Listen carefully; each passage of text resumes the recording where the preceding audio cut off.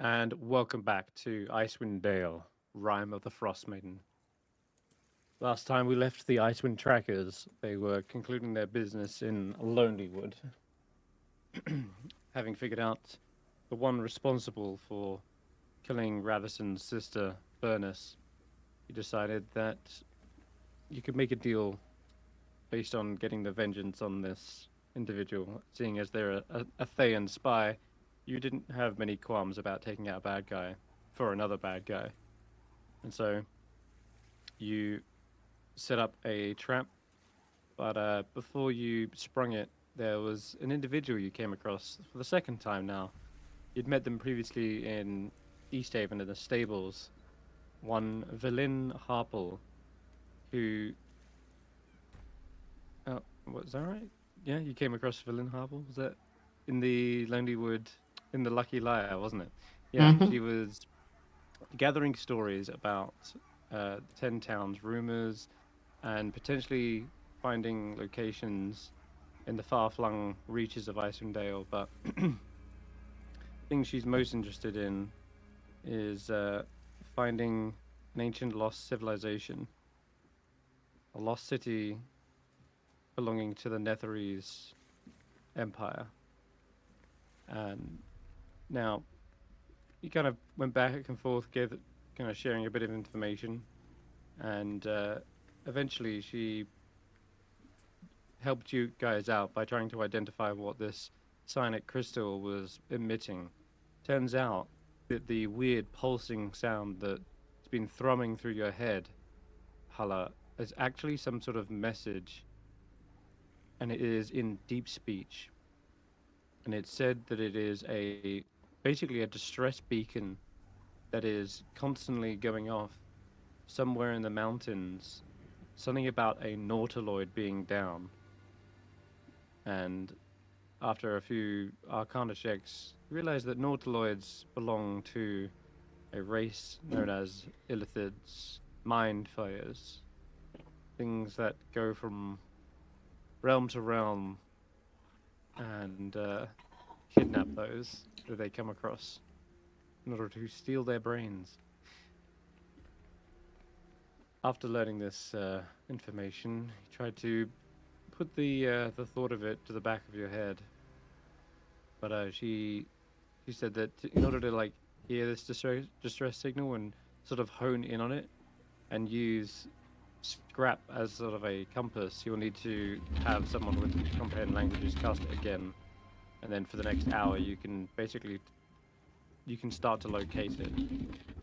Um, yeah, the Skrapp, the other kobolds, they they seemed as though Skrapp was like clearly drawn to you, and she had this metal that kind of matched the same metal that is 607's chest, and those seem to be connected to the Psi crystal. So it's all connected in some way.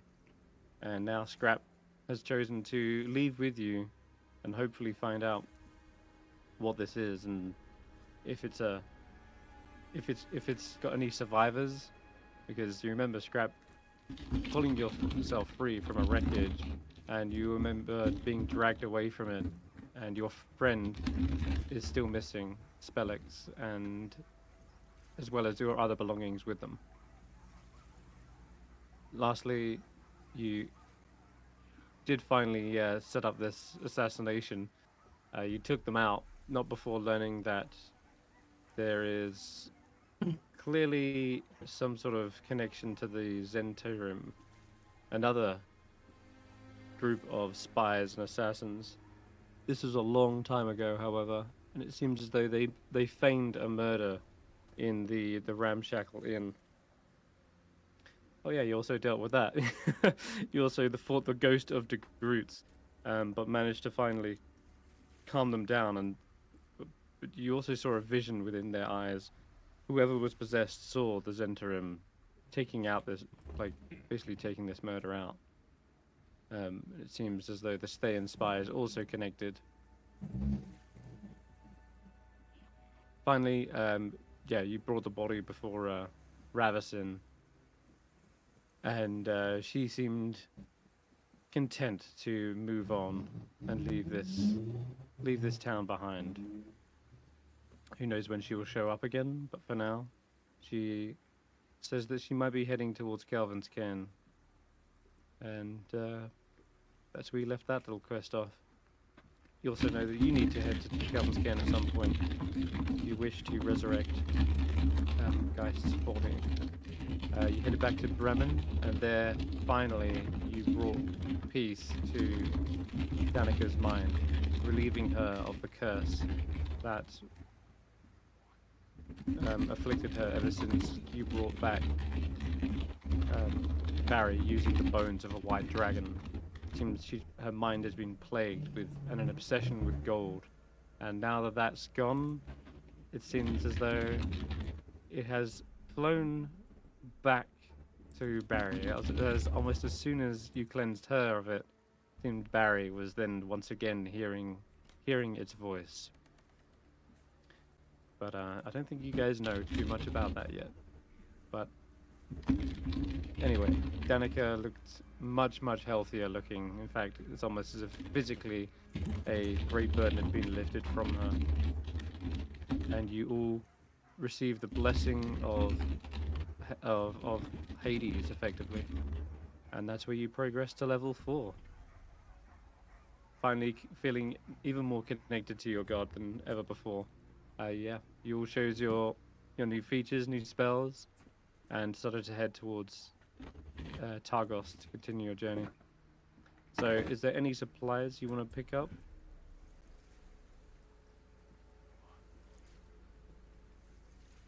Do we need anything? You still have both the sleds. We have the axe beaks. Is there anything that we are short of or that we need? Does Skrapp have traveling bedrolls and everything? Skrapp borrowed them from Geist. Oh, okay. But if we revive Geist, then you might need some of your own, right?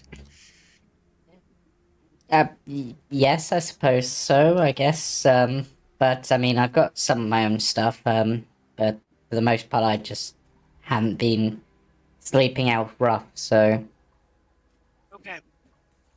I'm kind of used to sleeping rough when I am, but yeah. And, Hulla, do we need to pick up rations in Targos? Well, we've got the cauldron, but do we need to... Not if we've got the cauldron, and Okay. I've still got 20 days worth of rations. Okay. Apart from that, so we should be able to feed anyone or anything that needs it. Okay. All right, and I don't think I need anything. Okay. But then, you know, if y'all can think of anything, I mean, we're passing through there, so. Anyone who uses arrows need arrows, or I have that quiver from Geist that he kept drawing arrows from, but I don't have a bow, so I'm just holding the quiver for him. Right. Who took his bow? Barry, We're just holding on to. Barry, don't you have his bow, or did we leave it with his body? I think you do. Oh no. No, I don't. His bow, probably more than anything, is inside the quiver, because that would be where it would have been stored. So, his magic quiver. But yeah, I don't think anyone in the party is exactly. But I don't know for certain. But I don't think anyone's super dexy. So other than Geist, so No. bow's not really good for anyone. I mean, you can hit people with it. You hit people with other things too. Like lightning. It doesn't always work, as I found out. I need to switch that up. That's why I have a sword that I may have borrowed from your friend. poison or something. I'll just stick poison down their gullet. Hmm. I find throwing rocks with magic tends to help. That's not a bad idea. Throwing things with magic. Yep. Rocks, pebbles, stones, knives. Acid. Body parts. I might be able to work on Sorry. that. Body parts, yes. I can punch somebody with a severed hand. From Oh god, it's a 100 feet literal away. rocket fist. I'm getting some ideas here. Skrapp, you're a genius. But that is what they tell me. um, but yeah. Also, I'm always a fan of, particularly if it's a certain wizard, dousing them in acid, but that's me. No, I that's can not do for everyone. acid. I can do acid. Well, You point out the wizard, and I will douse him in acid. That sounds if we like see fun. them, her, think it might be her. Honestly, you humanoids, it's hard to tell sometimes. Yeah. Wait, That's did we get a name for this wizard? Did we ever get a name for this wizard? Yeah, I think the name was mentioned, right? Yeah, it's Nas Lantamir. Lantamir? Hmm. Nas Lantamir? Yeah. Nas. Yeah. Okay. Atlanta Smear. Lantamir. Nas Lantamir. Chris, what time of day is it? Let's see. Probably like evening, I think, because you traveled Okay. from Lonelywood all the way back down to Bremen. So we need to find lodging for the night then. But you are an Axe Beast, so it might would cut the travel time from the usual 9 hours to like 5 hours. So actually, it's more like just afternoon. Okay. So, okay, do we want to stay here in Bremen tonight, or do we want to head back to Targos? Hulla, this is your temple and your people. Do you have more that you need or want to do here? I've done what I needed to do, which was to fix Danica. And everything's better now. And everything is better now. It worked just the way it was supposed to, which is Perfect. Right? amazing. Things never work out that way. Everybody's feeling good. Everybody's feeling good. We're all feeling better, and everything is hunky dory. And yeah, I'm ready to go on to the next thing, which is what exactly? Were we going to the speakers meeting, or I think that's happening soon. So we may want are we to gonna make fix our the ice way. first? How do we fix Geist? Well, we have to Before get the him to speakers that meeting. frost druid. Which is past. We have to get past East Haven, which is where that meeting's going to be. So we need to head towards the meeting, right? And then anything on the way we can take care of. And then Yeah, we I mean- can, you know, burn Geist or whatever we're It's going to the do with him same. It's afterwards. the same distance. So Kelvin's Cairn is like 18 miles from you as the crow flies, and East Haven is also 18 miles from you. Hmm. They're just in different directions. But I suppose based on the spell that's being cast, you've got what, 9 days before you need to get Geist to the mountain, whereas the meeting in East Haven is probably in like the next day or two. So You're I very well suppose- informed for somebody who just showed up this morning. I overhear a lot of rumors. I spend a lot of time in taverns. Also, I recognize I said we magic go to- quite a bit. I say we go to East Haven, do the Yeah. meeting, and then we can take the road up by Caer Konig, up to Kelvin's Cairn, Mhm. and take care of anything up that way. Okay. And we can do the black cabins up there too. We can do the black cabin after we do Kelvin's Cairn. I agree. Like that. Okay. I think that's probably the best use of our time right now. Mhm. As much as I want to go down to Dugan's Hole again and Deathmead, I think this is smarter at the Yeah. moment, and then we can head out to the Raghead Glacier area. I guess is that we have to go out there somewhere. I don't know what we're It's doing. Renegade, not Raghead. There's Hmm. Yeah. And out of character, you've also got that other place where the giant's thing was, like up here somewhere. Mm-hmm. You've got a marker on the Oh map yeah, that was yeah. meant We know something. about that thing. Yeah. You've That's also where got the frost giants thing was, right? Or Yeah. the mammoth.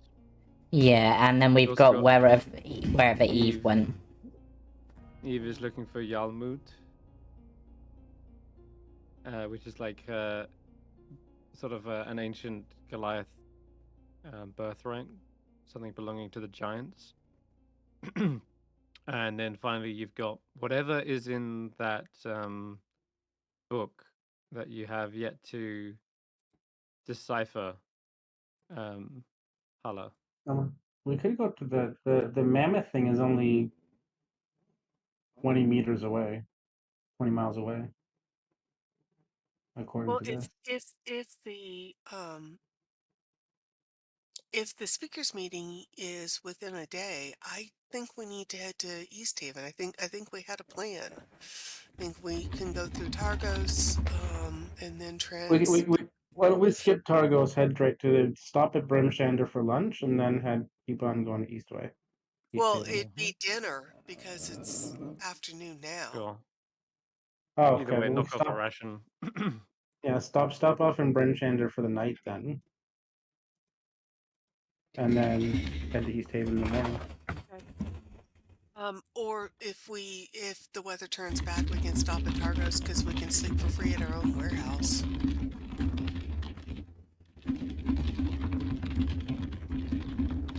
Sure. So let's head out. Let's I think see you had how a the long weather rest in the goes. right? It took you 5 hours to get to Bremen. That's at like 1 p.m. And then it'll take you like from Bremen to Brinchander is Bremen to Okay, like Brinchander is 2-3 in hours. 3 hours. Yeah, Yeah, it's 3 hours. 3 hours. So that's like 4 p.m. Okay, we can stop in Targos quickly to pick up anything from the warehouse, and then head to Brimshander. Okay. But I think we should get to Brimshander before we sleep, and then we sleep there, and then we can Has continue the anybody rest of the checked morning. has anybody checked the weather outside the temple? Yeah, it's snowing. Oh, It'd yeah, be we know about that. it'd be about 11 o'clock if you got to East Haven. That's If fine. if you stopped off at Brinchander just for food and then moved on to East Haven, it'd be 11 o'clock when you arrive Well, we could get to East Haven before midnight. today. Yes, you're Ah, good. okay. Oh, let's get going then. All right. All right. Okay, perfect. Is there anything you wanted to do in Brinchander? Spend any gold or money? Oh, I guess I haven't been mentioning it every now and again, but along the route, Targos, Brinchander, Tourmaline, everywhere you've stopped, you've basically bought out their supplies of rare oils and reagents in preparation for the reincarnation spell. Oils and unguents worth at least 1,000 gold. And no one town had all of that. So you've been having to like literally go from starting from Lonelywood, Tourmaline, Targa. You even got them from Ravison as well. And you've just been going from town to town. This is like the fifth town now. You've basically brought out all the rare oils. They're going to be doing that, and I'm going to be buying my tea poison ingredients. But they're probably a little bit scattered. Yes, yes, you will definitely have them by the time you get to East Haven. No, unless somebody's Okay. going, look, a magic weapon that does plus 10 damage. Mm-hmm. Ashanti's good. All I'll right. buy some bits, some treats and things for bits that are more dog friendly on the way. Oh, Perfect. loves All right. that. You're Which making her gets very happy. I need a hound which will that's just loyal to me. we'll skip over Brinchander then, saying that if you do remember something that you did want, then you can easily have got it in East Haven as well. It's the second biggest No, town. nothing in particular. Just if we needed to sleep, but if we can make it to East Mm-hmm. Haven before midnight, I think Yeah. let's try to do that. Yes, you can. You ride, and I will roll on the table anyway. I'm gonna have my drift globe up so people can see a little bit better as well. Yeah. I'll just have that Alright. floating with me. Okay, let's go to East Haven then. Watch thy pouch. A reminder Oh as yeah, you walk fuck. into town. Hey, A Skrapp, watch out sign. for this place. They steal everything here. Well, you know what they say to do to Like- thieves? Yeah, you And burn them alive. he snaps his jaws together. She snaps her jaws together, did I say? You're getting used to that? Mm. We Peel their arrive. fingers off so they can't kick anything anymore. Nom nom. You follow the cobble walls down towards East Haven, going past the lamplight towards the city, and yeah, it's a little bit of buzz at the moment, as it seems there is a couple of caravans also pulling in, and the stables is jam packed. As you try to dock off, and you meet with Ulliman Snowburrow, the little halfling. She's got her hands full. She's almost like struggling to keep this all these axe beaks in order. She's like, "Oh, hi. Yeah. I mean, every town speaker's come, and they've all brought their own entourage of axe beaks and dog sleds. But not to worry. You guys, I'll make a special place for you guys. Don't worry. Um, but yeah, I'm gonna need a little bit of gold just to stable them, as it's completely Okay. like overrun at the moment. How much? Just 2 gold will do. For all of them or each? No, for all of them. Okay. All right, then I'll give her 2 gold. Okay. All right, thank you. And she starts wrangling all these axe beaks. Yeah, it's like crowded in here. It's like almost like the entire population of axe beaks in Icewindale have been crammed into one stables. She has got the little barns outside as well, which is probably where she puts yours. Actually, that makes me happier if they're isolated, because I can let Mhm. Bits sit with them and guard them and guard our stuff. And we can leave Guy Spotty with them? Yeah. Okay, yeah. Bits will guard guys. The dogs can snack. Alright, so they're there. Meanwhile, you guys will head on further towards the East Haven Town Hall. As we're Unless walking to the you wish town to- hall, Mhm. can I drag Barry to the back of the group and have a quick chat? Yep.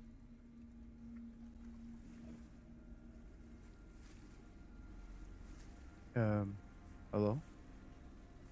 You've been very quiet. You're normally very talkative in the planning of things. Yeah, I'm just, wondering things. Wondering what? You know, like, the, Blessing gave us some weird things. But I need you to go deeper into detail here. Like,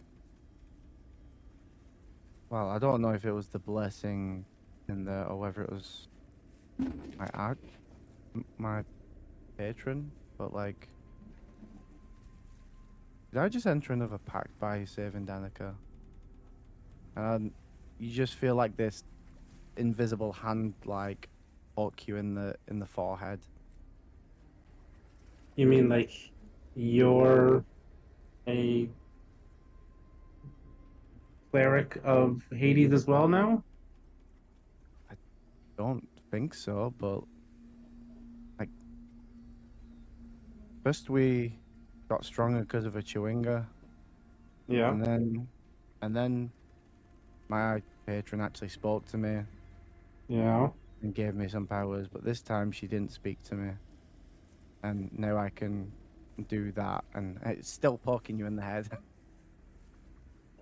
This invisible poking. There's I like can a bee also. here or something. He keeps on knocking me in the head here. Oh, sorry. And then I What? just like. Do you have a ghost inside you? Like, because Geist had the ghost, now Hulla has a ghost, and No, no, no. I don't have no? a ghost inside me.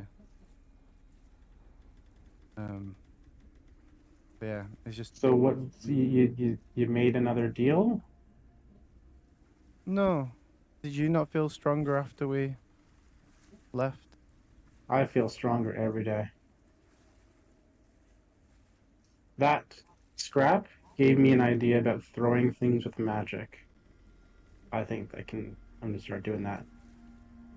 Throwing things with magic. Yeah, I'm gonna pick something up and I'm gonna throw it. So I mean, do you I'm need gonna try it. magic to do that? I You mean, make a snowball with it.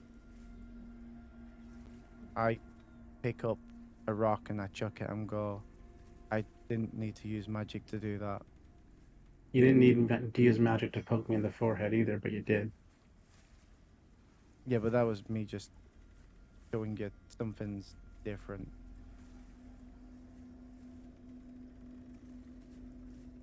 But yeah, that and then that's that same rock that has come to a halt. I just push it 5 feet.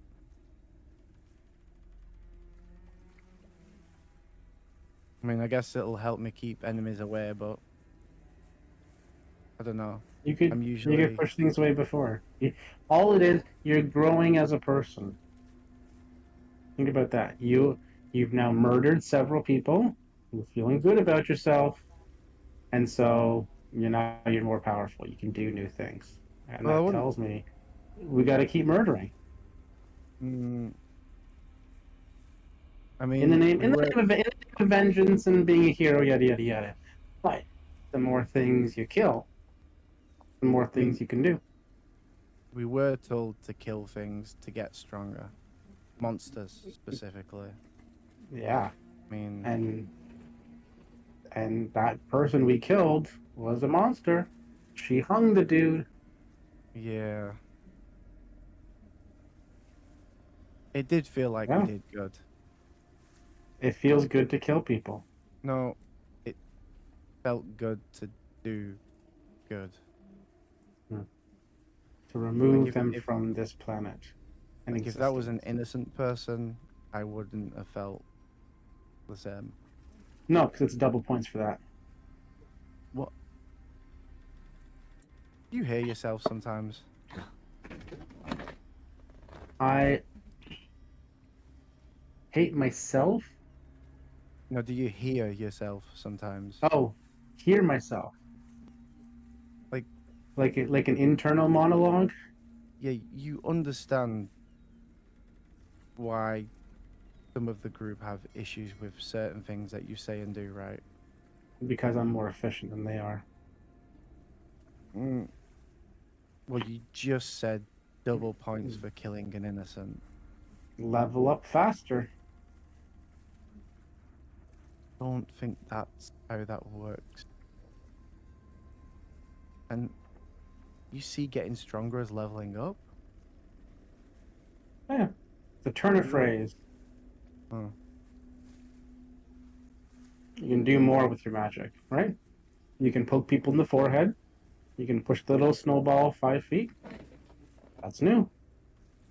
Couldn't do that before you killed somebody. Yeah. Or at least Normally until I you have killed to. enough people. Yeah, normally I have to shoot a blast before I can knock people back. Now you can do it without that. Murder helps you grow. Mm. And I you did say it made you feel good to kill that person. I get where you're coming from, but also it depends on the situation. Listen, you can do new things. I'm starting to think of some new things I want to do. So It's how you grow as a person, and I grow as a robotic entity.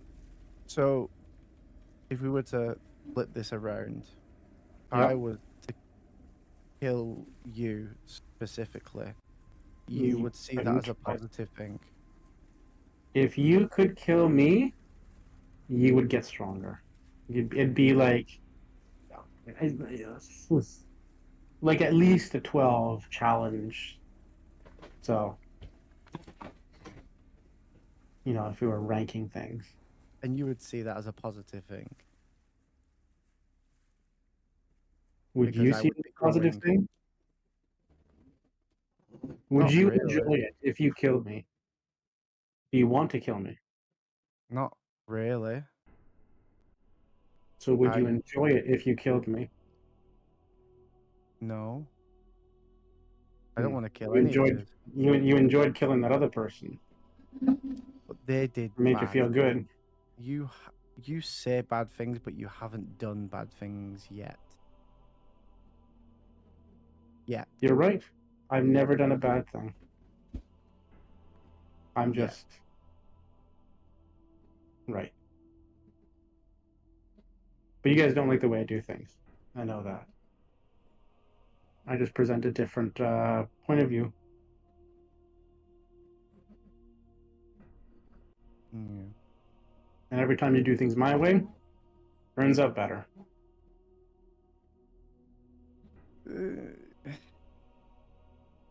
You guys were gonna stomp around the forest for hours trying to find that moose. I got it to come to us. Saved us tons of time. It bothers me that you're right sometimes. I know. I have that effect on people. Mike, I'm concerned about something. Okay. I think Hulla's upset with me. You think? I'm not sure 100%, but I think she's upset with me. Nah. I couldn't imagine it. She seemed pretty unhappy with how I efficiently followed Dice's directions and obeyed what he wanted me to do when he died. Yeah. I also helped get rid of that thing that was living inside him in a more efficient manner than would have otherwise been happening. So you're welcome for that too. To be fair, I don't think she's mad that you killed Geist by accident. I think she's mad that the way you reacted after he was dead. Like the insensitivity. Like, do you not have like a dial inside there you can turn to like, add emotion or empathy, What's the sympathy? point in having emotion at that point, though? He's dead. And you did you not care at all for him? Like I said several times, he literally asked me to burn his body if he ever died. Literally, he said that. He said, if I ever go down, make sure you double tap me to make sure the thing doesn't come out. Hmm. So why is everybody upset that I'm following what I was told to do? I don't know. I feel like maybe you could have waited at least 10 seconds. I did. I waited until his confirmation that he was dead. Hmm. I don't know. Maybe just keep on the low from Hulla for a little bit, and I or mean, she's maybe the one that left her pirate captain to die in the ship there. don't say that in front of her. Well, I'm not saying in front of her, I'm saying it to you. She left her Yeah, pirate captain to die. for survival. Yeah. Yeah. People do a It's a lot for hard decision. survival. People do a lot for survival, yes. Like taking care of the dangerous and deadly monster living inside of Geist's chest. people do a lot for survival when it's Although necessary. I expected it to be a lot more scary when it came out. It was just this tiny little, like that was a really, really crap salad. It probably wasn't fully grown. Just another example of me being efficient. I took care of it before it was big enough to really damage us. Just imagine if that was, an 8 foot tall thing. Do they get that tall? Monsters can get pretty big, so I imagine it would have, expanded somehow.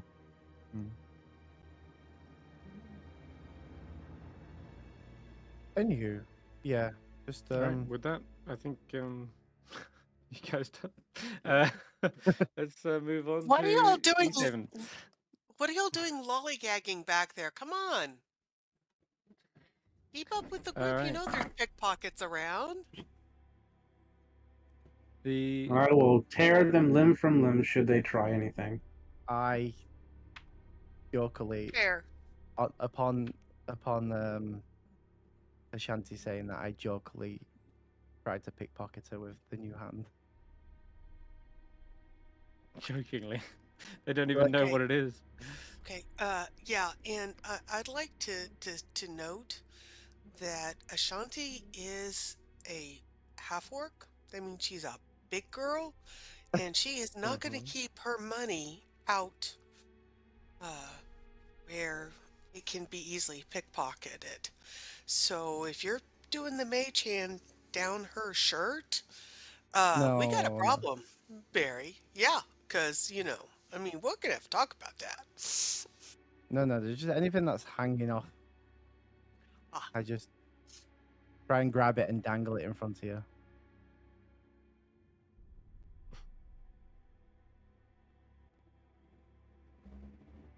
Okay, that. Paula, are we almost there? Tell me we're almost to the town hall.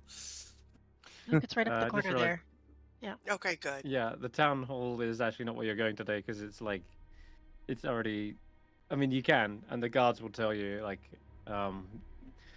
you're early for the town meeting. It'll be tomorrow. What time and tomorrow? early, That's what though. we came to find out. Oh, What time are right. they starting? 11 Okay. in the Do morning. we need to get signed on a list somewhere to be able to get seats inside? You are the Icewind Trekkers, right? Yes. Then I believe you are already on the list. Okay. Good, we're Right, famous. thank you. And I will toss him a silver for the information and say, have a drink on us. Copper. Thank you very Copper. much. No, I'm You're- going to toss him a silver. Wow. You are throwing your money away, Ashanti. It's like you don't even care. Don't. I mean, literally, unless there is a magic halberd, there's really nothing I want. But there could be a magic halberd later that you need to save up for. That's why you don't throw your money away. Ugh. Harry, you hear a voice in One your of head. these days you will learn not to be careless with your treasure. I'm not being careless. I'm buying goodwill. And it never hurts to have goodwill, especially in a very with the town guards, especially in a tense situation. That's why you do that with copper. You're overpaying them. I have no objection to bribes. Well, there's But you several gotta of know them. that I assume He's there's not gonna at share. least two, or at least he's not two or gonna three? share with the kitchen. Okay. Ugh, all right. never mind. What's it? Ugh. I despair. I don't think it's You going heard- to work somehow. Barry, you hear a voice in your head that says, "Don't let me catch you doing that." Yeah, that's a terrible thing to be doing. What a waste of money. Says out loud. You can give me the money instead if you want. Okay, where are we going to go next, everybody? Well, That's it's even worse late, idea. so I guess go find somewhere to rest. Unless you want to camp. Let's see if I there's any don't mind. taverns that have any places open. Yeah, there might not be. They might not be. Well, And- it's convention week, so they might be all booked up, and the Okay. rates might have so- jumped up because of, you know. The guard overhears your conversation about magic halberds and does say, old Rudin is working on some sort of magic item. He's been toiling day and night in his blacksmith shop. Oh, see, you can go buy something from him. Where would we find him? Here in East Haven. No, We've we been don't. there before. We know where he is. Okay. He's over. Let me- He's across the street from the magic guy. I think, Yeah. right? Yeah. Yep. We know where he is. Okay. Well, if he's working day and night, that means he should be awake, so... Maybe it's a good time to go say hello. In quiet. He was supposed to be working on some items for us. He was. There's someone's documented it. Something about like several arrowheads, a dagger, and a wand, I believe. A wand. Yeah. And so, you're expecting your order to be complete by now, at least. You approach the blacksmith. You see the snow has built up on the roof, and several of like the roof tiles have been like built up so much so that the drifts have fallen off and landed, creating like massive piles of snow around the door, which does not look like it's been open in a while. Otherwise, they would have like shoveled the piles away. And you can see there is just a very dim light coming from inside, telling you that there is someone inside. Perhaps the forge is lit. In fact, you probably would see the chimney smoke of a forge still burning. All You right. guys Well, can head up to the shop front. yeah, I can get my shovel out and clear the pathway for everybody. Okay. Yeah, Oh, you yeah, shovel it man. away. Clear the door.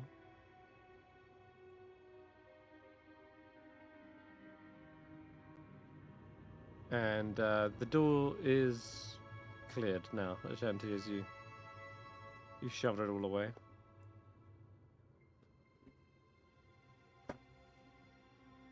You can head inside if you want.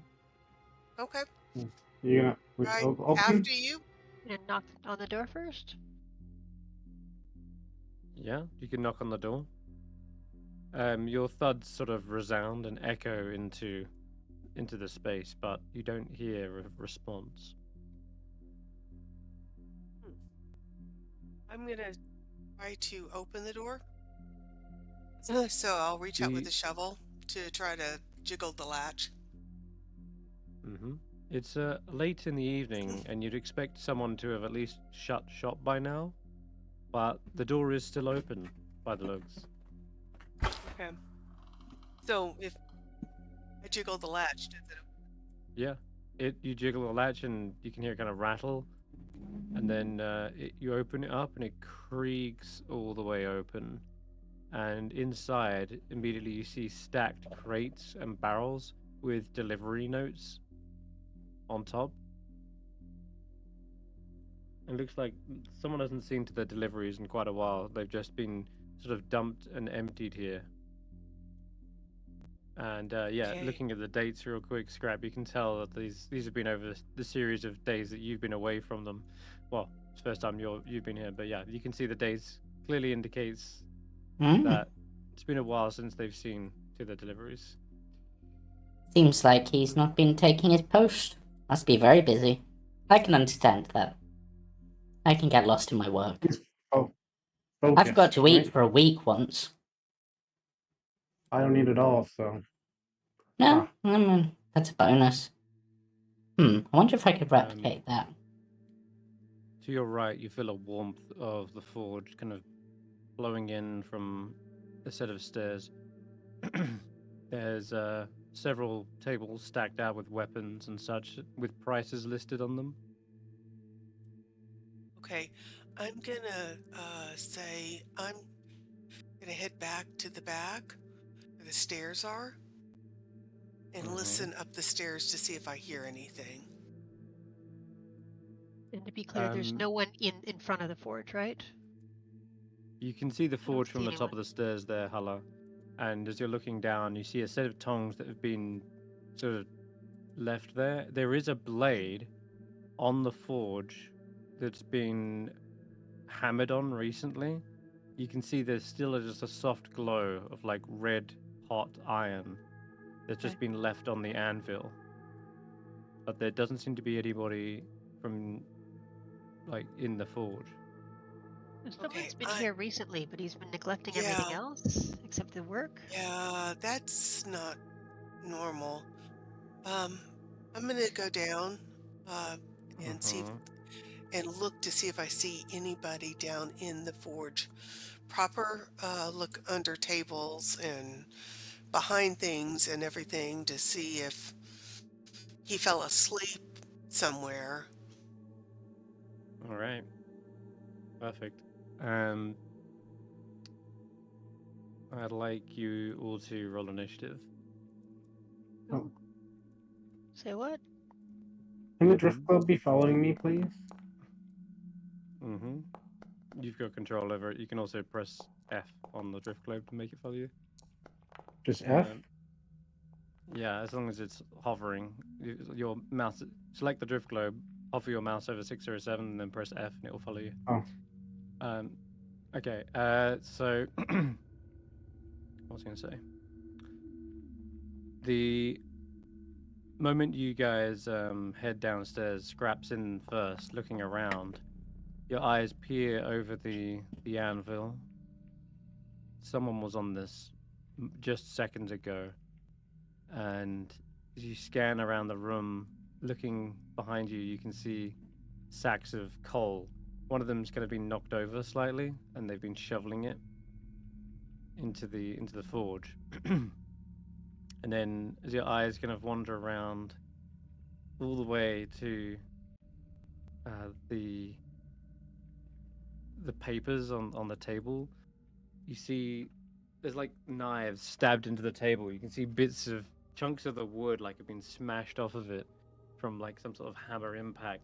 See scribblings on notes that indicate someone frantically trying to figure out what this Chardlin does.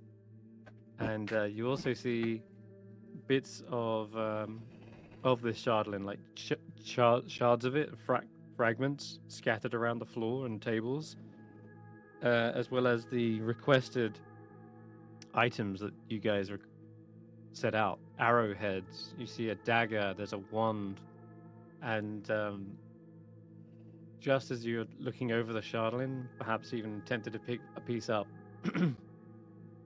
that's when you hear suddenly like a piece of coal kind of being kicked from behind you. You hear what starts out as a whisper, but then basically builds up into some sort of fanatical like roar that starts with Dark Lord, your whispers fuel the flames of my fury! And this blacksmith, dwarf, huge build, with a huge mallet in one hand and what looks to be like a Chardlin axe in the other, rushes forward and strikes from behind at Skrapp.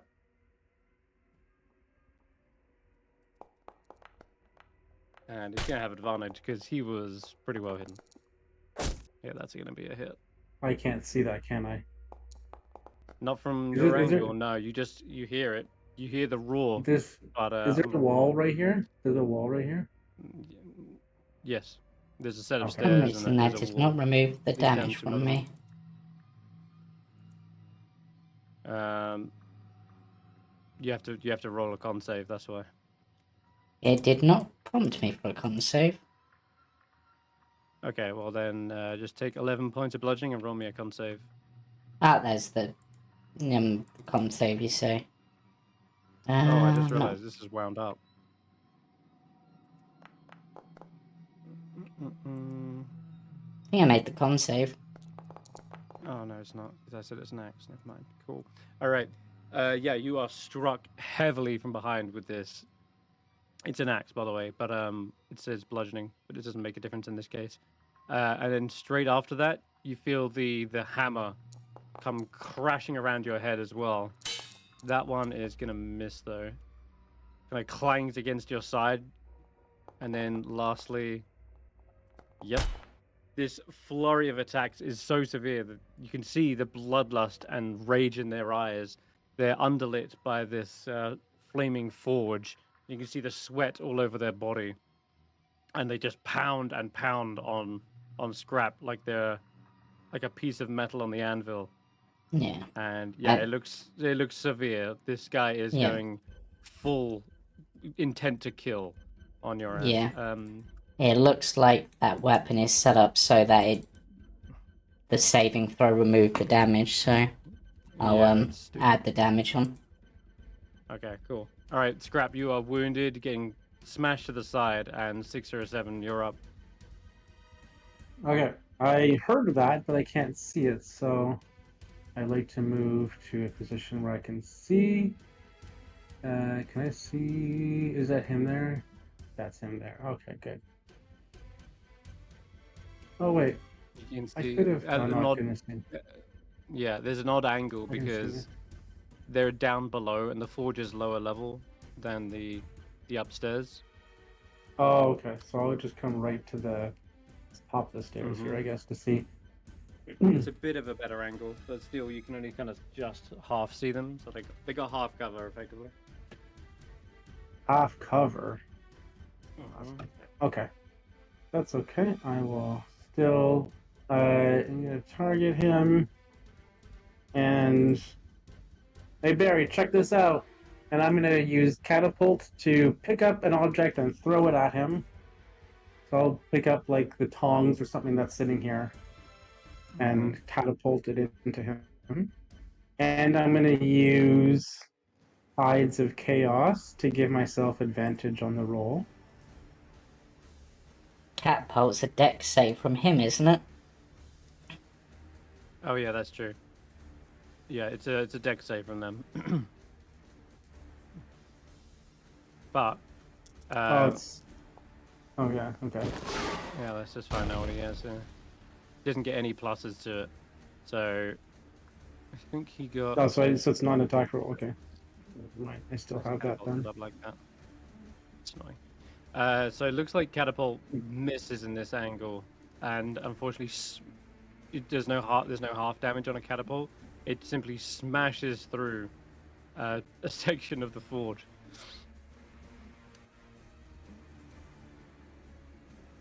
Anything else as a bonus? I guess I can sort of see him. I'm going to metamagic quicken then, so I can use. I can see him. What's this one?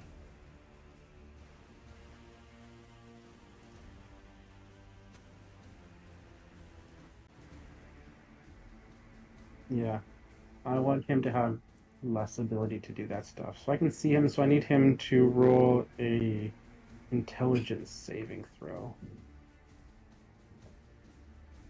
Oh, it says it's blocked by the wall. Okay, I'm just gonna move out here so I can get a proper angle on him for the thing.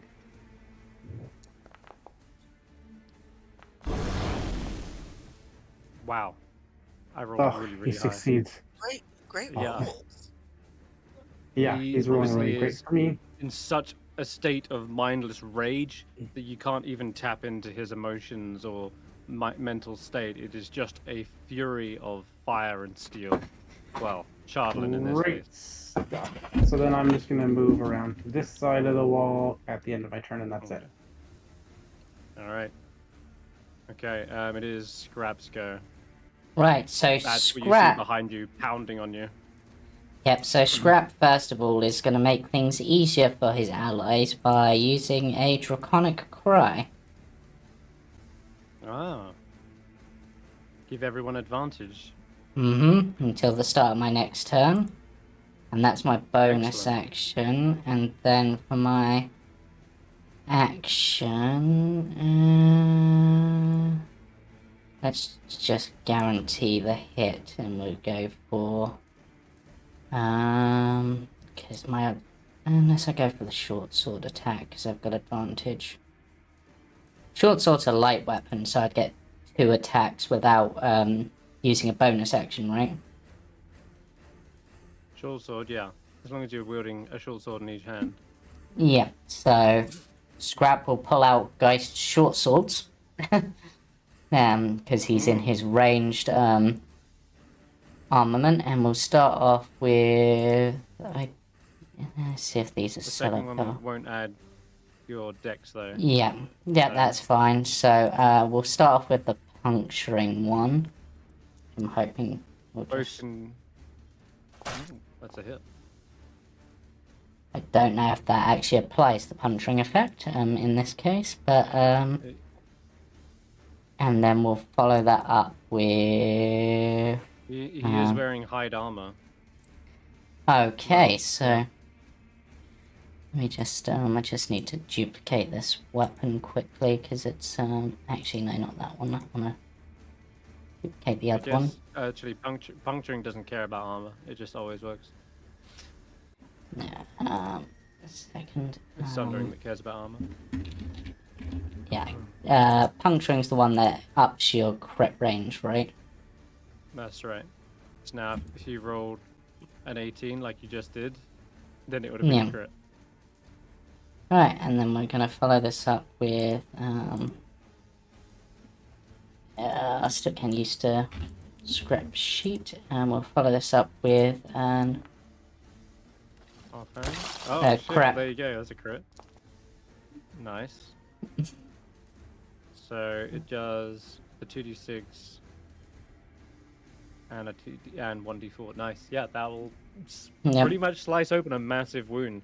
It doesn't seem like this guy cares about his own safety. He's just showing no signs of defense or trying to even parry. He's just focusing on an all-out attack, leaving himself wide open. And in addition, you would have killed a man with this, but somehow as you pull the sword free of like a mortal wound, he still stands, eyes like bloodshot, veins pulsing. He is not dropping to the ground.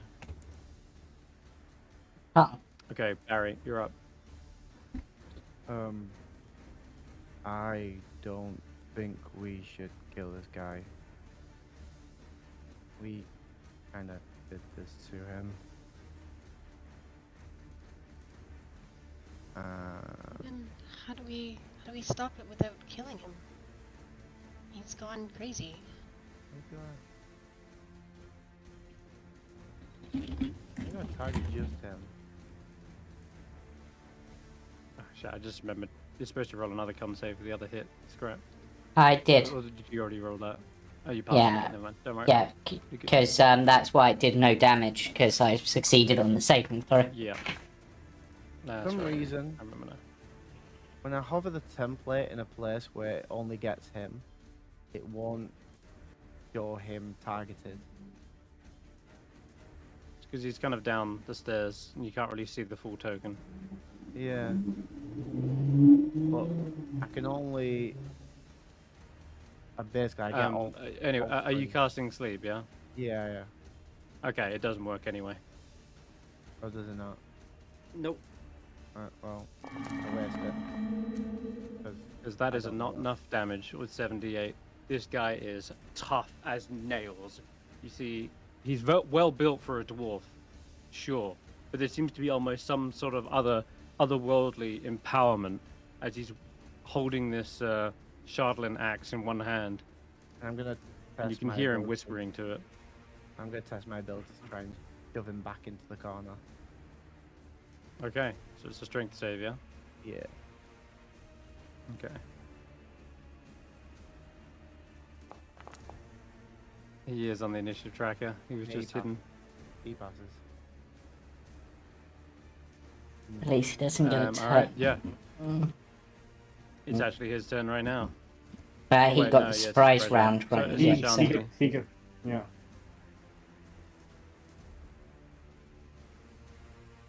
Ashanti. Medium.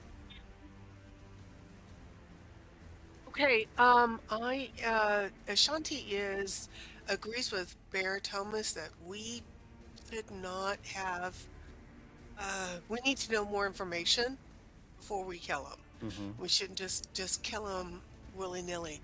So I am going to shout Andy because I don't know that Skrapp has blessed me, and I am going to rage. So I'm going to shout right back at him, screaming, ah! And I am going to try to tackle him to the ground. That's just Okay. half-orc poetry. Is he?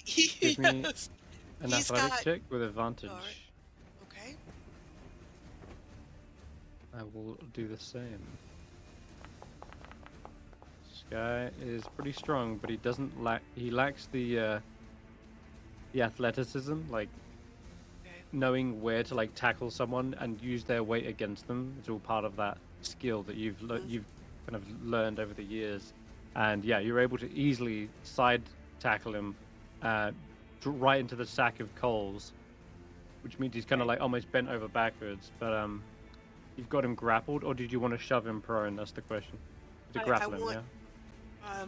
I want to grapple him. I'm trying to Yep. get him down, and I'll probably shout, "Get his weapons!" To somebody, anybody, Mhm. around me You while can I'm actually trying to. You can actually do that as well, I think. I can. Well, anyone can disarm, right? But I just remembered that you've got an entangling property on your halberd, so you can also technically disarm. But I think with your No, halberd being a two-handed weapon, you Right, would need I wouldn't have gotten my a halberd hand out. free. Yeah, I would Alright. have literally just charged to get him off of Skrapp and get him away You from got it. Skrapp, and make sure that he wasn't hurting one of the party members anymore. And I'm trying to get him down and away, and until somebody else can knock him out. Faith sees this happening and goes, "This man is innocent, right? He's just under some sort of Shardlin curse.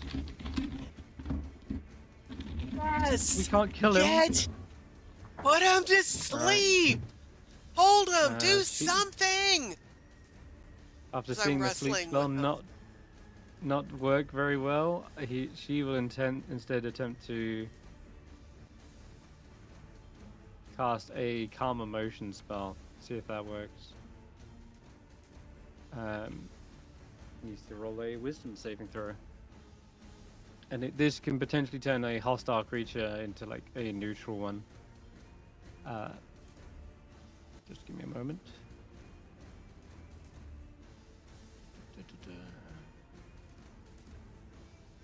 She says, "Just, Oral's cold. May it simmer your flames of anger." And he rolls a 10, which is a fail if I recall. Yeah, that spell save is 12. It should have been charisma, but I don't think it's... No, it makes no difference. Okay, so she's going to suppress... she's going to try and, suppress his anger.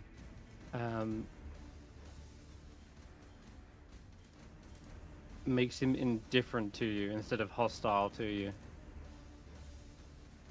She says, if anyone attacks him, it'll end the spell. Okay. Hulla. You can hold him forever. Stop fighting us. We're not here to hurt you. You see his breathing suddenly kind of calm down, and he's no longer got like a white knuckle grip on his weapons. They're kind of like loosely held down by the side, and you see his eyes kind of flutter, and he looks around the room almost as if gaining his senses. He looks confused. He looks bewildered. Hulla, what did you want to do? Do you want me to try and cast Hold Person on him? I don't want to attack him. He's already pretty calm. I will hold my action and hold a hold person spell. Hold. Just hold. If it looks like he's moving to attack anyone, but I'm just gonna Okay. kind of be on my All guard. right. Yeah. Okay. Yeah, he has calmed down. He has sort of questioned where he is. And he looks towards like Skrapp and realizes kind of what he's done, that he's like slammed these hammers into you. And what Muradin Speed? Where am I? What is this stuff? What did you do to me? And he looks at the Shardlin axe, almost as if asking the axe, perhaps, but you're not really sure. But yeah. I mean, I haven't done anything but hit you back after you hit me. This is the first time we've met. I replied to him in Dwarvish. Yeah, he's almost sort of ignoring what you say as he's staring directly at the axe. But 6 or a 7, is there anything? Drop the axe. I'll let you go if you drop your weapons. Okay. We'll see what 6 or 7 does real quick. Whether it matters. I'm gonna replenish my spells. Okay.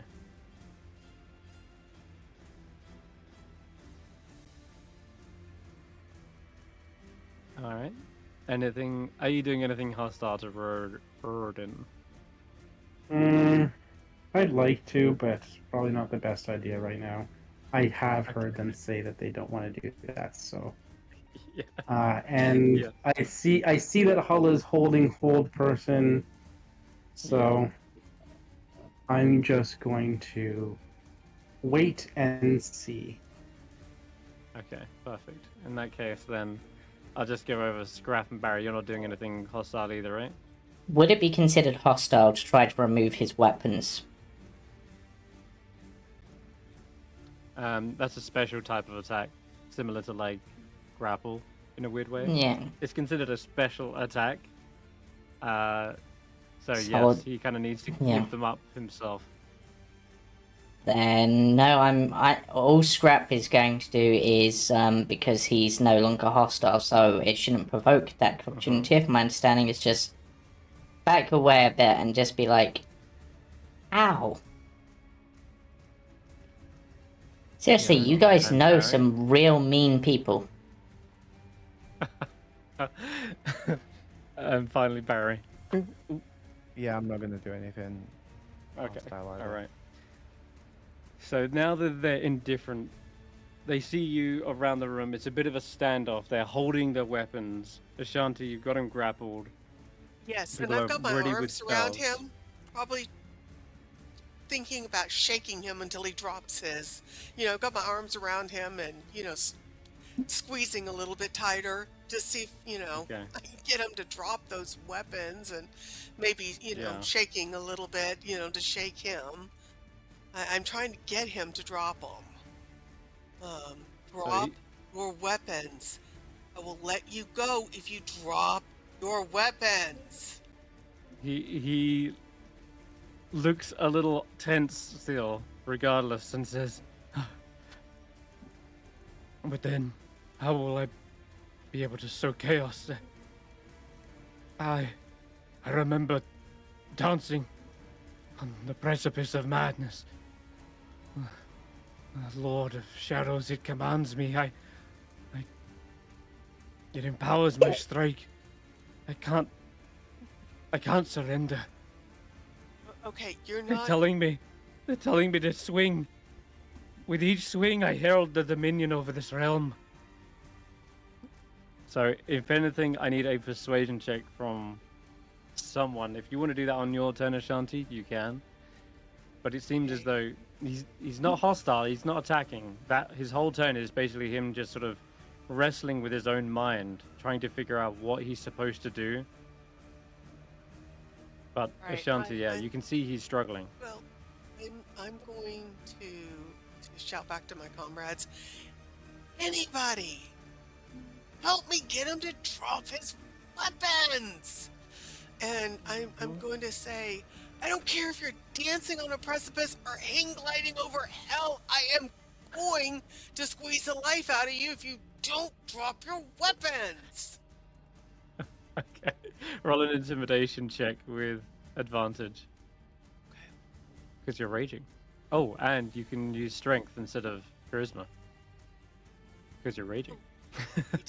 Yeah, primal knowledge is what we're using here, which is a fantastic so you ability want for me to do a barbarians. strength? It's going to be ability strength check? intimidation. Yeah. So basically, it's your proficiency Oh, plus I your strength. see. Strength? Okay, there And we you go. have advantage. All right. So, wow. Jeez, not that you needed it, but that's incredible. You got like a 26. Yeah, shouting like full blast in this guy's ear, threatening to squeeze him to death. He finally does perhaps lose a bit of breath in this moment. As he does, kind of like chokes up and drops the two weapons. And I'll probably say that actually ends the combat as well. So yeah, you see, kind of like he gives up the fight. The weapons clang to the floor. The Shardlin axe, in particular, he will actually not just drop it because it feels as though it takes every ounce of power for him to get rid of it, and so instead of just dropping it, he like leans back and throws the axe right down at the ground because it's almost like magnetized to his hand, and the only way to get rid of it is using full force. And as it hurtles towards the stone, it shatters into a million fragments. And it's at that you feel all the strength in his body kind of lapse, and you finally like tackle him down, pulling any other weapons away from him. And yeah, he's just gone completely like limp, and his heavy breathing continues. Okay. While I still have him, I'm gonna pick him up and carry him uh, over, probably closer to the forge. Um, is that a barrel or a chair over by Skrapp? What is that round thing right in front of Skrapp? That's a stool. Yeah, a little Okay, stool. I'm gonna carry him over and set him down on the stool, so he's not with his weapons anymore, and then I will let go of him once I have him sitting on a stool facing us. Mm-hmm. Faith says, the spell lasts only a minute. And you see she's concentrating on the calm emotions right now. She says, I can feel his rage. I'm It's gonna cast hold person on him right now, as she's about okay. to lose control. Um, yeah, all right. It lasts a minute, but yeah, you can do it at the end of the minute or right now if you wish anyway. It seems like she's about to lose control, so I'm going to do it right now. Okay, let's have a look. He will fail. That will end the spell anyway, because it is technically a harmful spell. But Faith says, this man is not cured of his madness. He's still gripped by that Shardlin. She looks around the room, noticing there are loads of pieces of it lying around, even though he doesn't have 45 the axe in his seconds. hand. Yeah, now he's completely paralyzed, by the way. And Okay. you see I'm gonna his go eyes. in and Go on. I'm gonna go in and start tying him up with rope because the spells can't Use last forever. use my manacles. I'm gonna throw all of the manacles that I have. Okay, I will My use manacles, Manacles. not the Charlatan manacles, the ones that I have. 6 or 7 manacles. Okay. Yep. 30 Okay, yeah, you seconds. would be able to do so without a roll. You can just immediately do that because it doesn't take.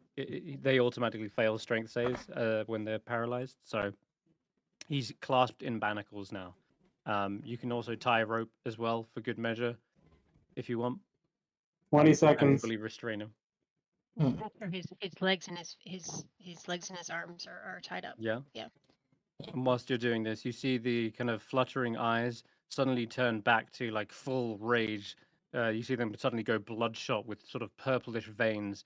You suddenly see his limbs all tense up, and a kind of almost like gritting teeth, almost like 5, frothing at the mouth. 4, And 3, yeah, I mean he's 2, restrained. 1. I think we need to wean him off the Shadowland. What did we Oh, do we- to Huarwar? We just separated him from his weapons, right? Hawawa From any trace. wasn't holding any Shadowland weapons, but he did have a Shadowland amulet. That's true. Yeah, I think we just need to keep him away from the Shadowland for a while. Mm-hmm. See what happens. This does answer a question as to what happens if you're around it for too long. So, good experiment. You see that he suddenly starts wrestling against the manacles and rope. He isn't gagged, is he? So he at least still has the ability to talk. And whilst he does, he says, "No, you can't take that away from me. We had a deal. The Shardlin. It's the only thing that makes me hear his whispers. And in turn, my blades are his voice. My foe shall Whose tremble. voice? Whose voice? The Lord of the Damned.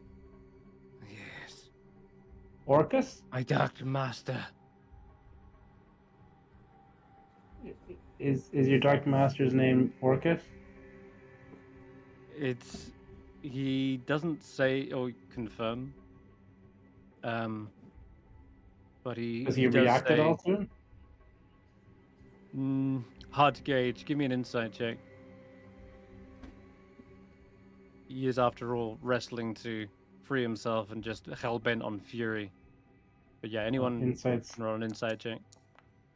Oh, Not great. I'm raging, Yeah, so that I doesn't give you wouldn't. advantage on insight though. No, yeah, you can I'm still make it. saying that I probably am not thinking straight. So, Mm-hmm. I'm still caught up in all my emotions. So I would not. I'm not going to roll because I'm all caught up in my emotions right now. I'm not going to be good at subtle things. 6 or 7. You're having a hard time reading the voices of a madman, and clearly there's something demonic though, perhaps going on that does sort of ring a bell, like Lord of Shadows or Lord of the Damned. That sounds demonic to you. As for Skrapp and Barry, you would imagine with someone so fervent in their devotion, would react a little bit more to the sound of like Orcus being mentioned. But no, instead he kind of continues to babble on, talking about plans within plans and some sort of dark era.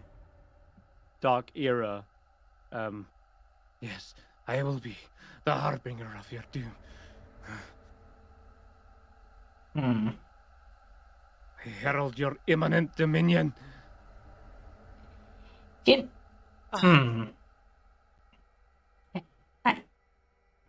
you think maybe Oral's winter is considering these bits of black ice are found all over the place in the snow is to try to bury them so that they can't be found and corrupt people like this? I think that's a good plan. Can we get the Charlatan outside of here, away from the warmth of the forge? Maybe we should just get them out of this room for now, so that he's by a little distance from. Okay, From blacksmith. I will knock your head against a wall if you fight me. I'll pick him up and the stool if Hulla tied him to the stool, and I'm gonna carry him out, throw him into the snow. Okay. Whilst you do, he is wrestling against the manacles. He's gonna make a strength check to try and break them. Holy shit. The DC for these, by the way, is 20, and he just snaps the manacles as you drag it. You get to him about like, oops, you get to about here as you're dragging him out, Ashanti, and you're trying to like, toss him into the snow, yeah. Yeah. Okay, to cool him down. As he Mhm. lands in the snow, he rolls onto his front, and you see the strength of his muscles tense, and he lets out his own like primal scream. And as he does, you see him suddenly rip these manacles, shattering them, and he's no longer restrained, and combat's back on. Holy shit! All right. He Didn't ripped the expect that to happen so manacles? quick. Yep, he ripped the manacles. My manacles. Oh, Okay, let me ask you I'm, this. He He I'm, just terrible manacles. Hey. broke Right, the you got a new chain, pair. so he still Mm-hmm. has these metal bracelets Cuffs, on. yes. That he okay. I mean, Is it is it top of the combat or where are we in combat? I'm re-rolling this because everyone took a breather. So let's Okay. re-roll. I forgot. Yeah, I didn't. I just double looked at the rules for manacles. Should have kept everyone in combat, but fine. We'll re-roll it because everyone's not honestly, expecting this. But yeah, breaking them requires a DC 20 strength check, and he literally just smashed it, which is insane, to be honest. Faith. Okay, Skrapp. You hear that roar outside, and you hear the clink of or the breaking of metal, like breaking away. Where is he? Okay, he's outside because that's where Ashanti threw him. Yeah, I've tried to put him down on the ice to get him cooled off, based on You what see, Skrapp was saying. he's just stood back up, and yeah, Ashanti's facing off with him. Skrapp sort of considers this and just let's just, what do we want to go with? Channels lightning into their gauntlets and is gonna let out a swing at them. Okay. Oh, apparently not. There is apparently a slight malfunction. Oh dear, yeah. Apparently so. And he just sort of stares at the gauntlet, taps it a few times, and just like, God damn it. It's not been calibrated properly. It sparks up in your face. You hear like a twang, zaps you. I knew I should have just gone for the other thing. I'm still getting used to these ones. I think our Alright. best bet is possibly at this point to just go for knocking him unconscious. So, however you want to do that. Okay, Ashanti, it's your turn. Okay, I'm gonna shout, Andy, help. And I am going to shout at him, if you keep acting like a rabid dog, we're gonna have to put you down like a rabid dog. You see me pull out both of my axes. I'm gonna take a swing with my order-made hand axe.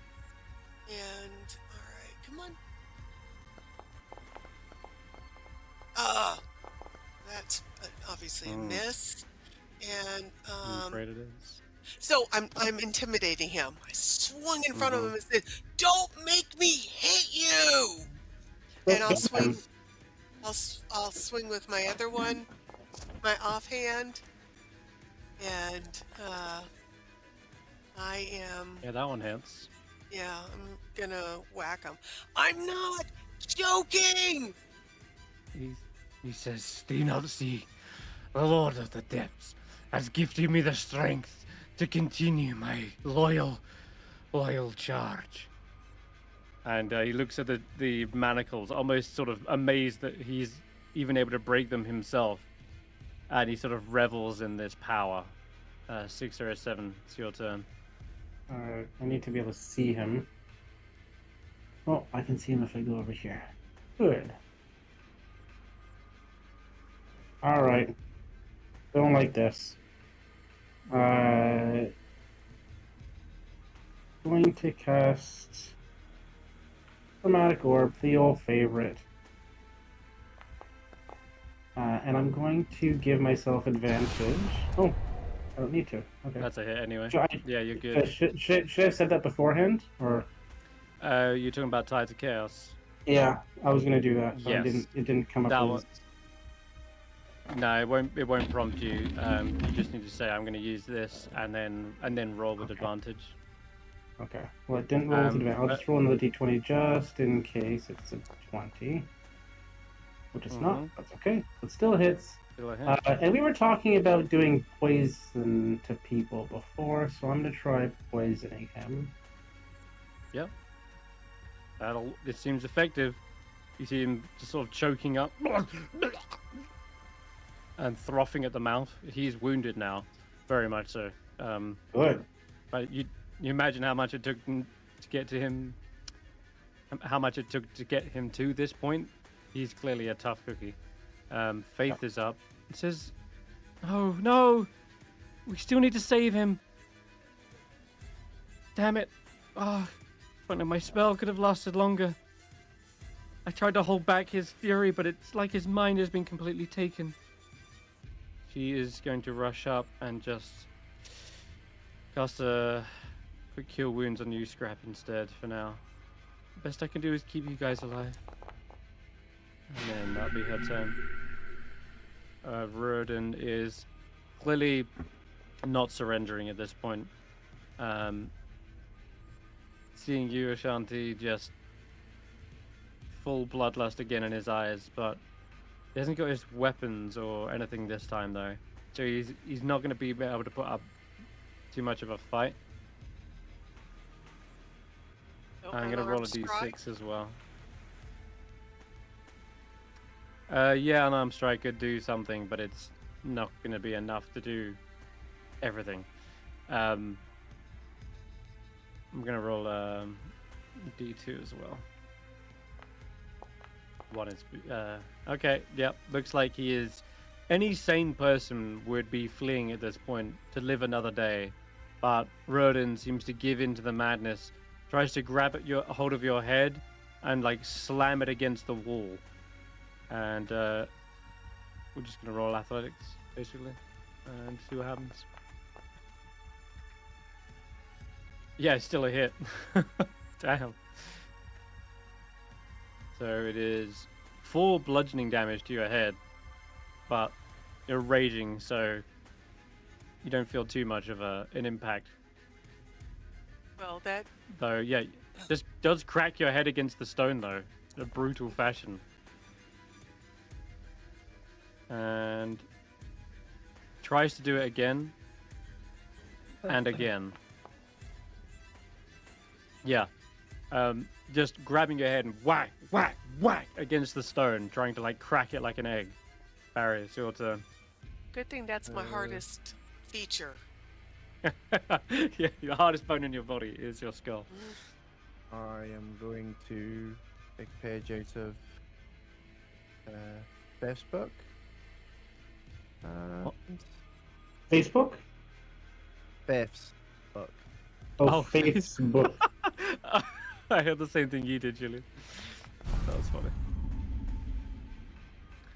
Oh, he fails again. Okay. Well, it looks like he's calm for another minute now. Yeah. This is funny. He's going back and forth from both, like, being absolutely hostile and mad to suddenly like, where am I? Oh, make it stop! The whispers! They tell me to do terrible things. This is truly the voice of a madman going back and forth, dancing on the precipice of madness. But it's worked again, Barry. And then Hulla's go. Okay. And I come over into range.